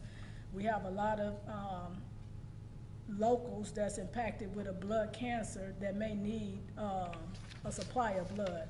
And if we can be in a position to provide that, I would hope that we will support our local fire department and donate blood in our local entity. But other than that, oh, one last thing, I want to talk about accountability. So for the past 2 weeks, in the Broadview Park District, we're working very closely to do some good initiatives for the village at large. But we've identified some deficiencies that the park has had. They've had 2 parties over there at the Park District with, where there were 2 large fights. And when we became aware of it, it was multiple police departments that had to come assist our police department, because the park didn't notify the police department of these or the rental of the facility. So we spoke with Chief Uglin, and I actually had a conference call with Director Davis today, and we talked about our concerns. And so what we engaged them, that the police department is gonna go over to the Park District and train his staff on how to be more proactive.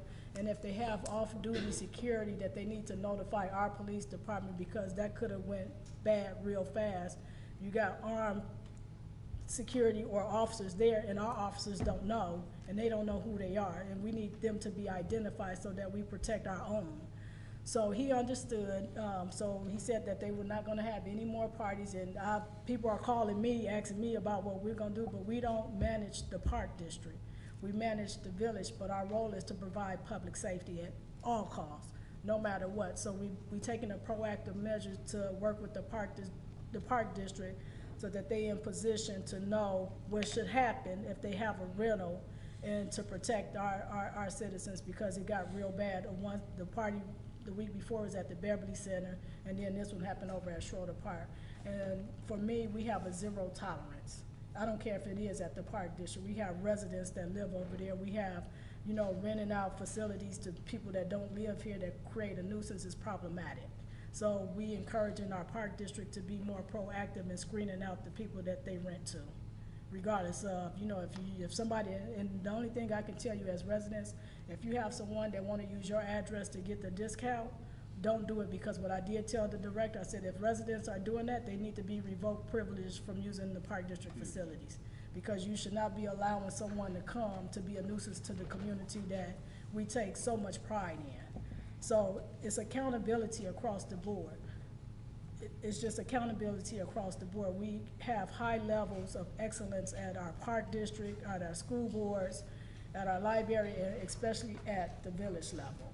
So just be mindful, if you see something out of whack or out of tune, just, call and let us know. But any concerns that you have about a nuisance in the community, most certainly we want to be proactive and work with the Park District.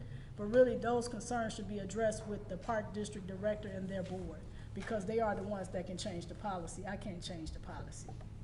So Chief Uglin and his team will be over at the Park District tomorrow, implementing some best practices to assist our Park District on how we can be better at that type of situation. So with that being said, I just want to say once again, Happy Mother's Day to all the mothers.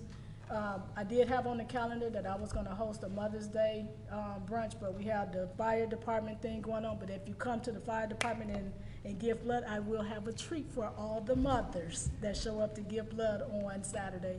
But thank you, Happy Mother's Day, and God bless you. Once again, that blood drive is Saturday, May 12th, from 9 a.m. to 3 p.m. at the fire department. Motion to adjourn. Second. Been properly motioned by Trustee Tierney, seconded by Trustee Jones to adjourn at 10:04 p.m. All in favor say aye. Aye. All opposed say nay. Hearing no opposition, we are adjourned.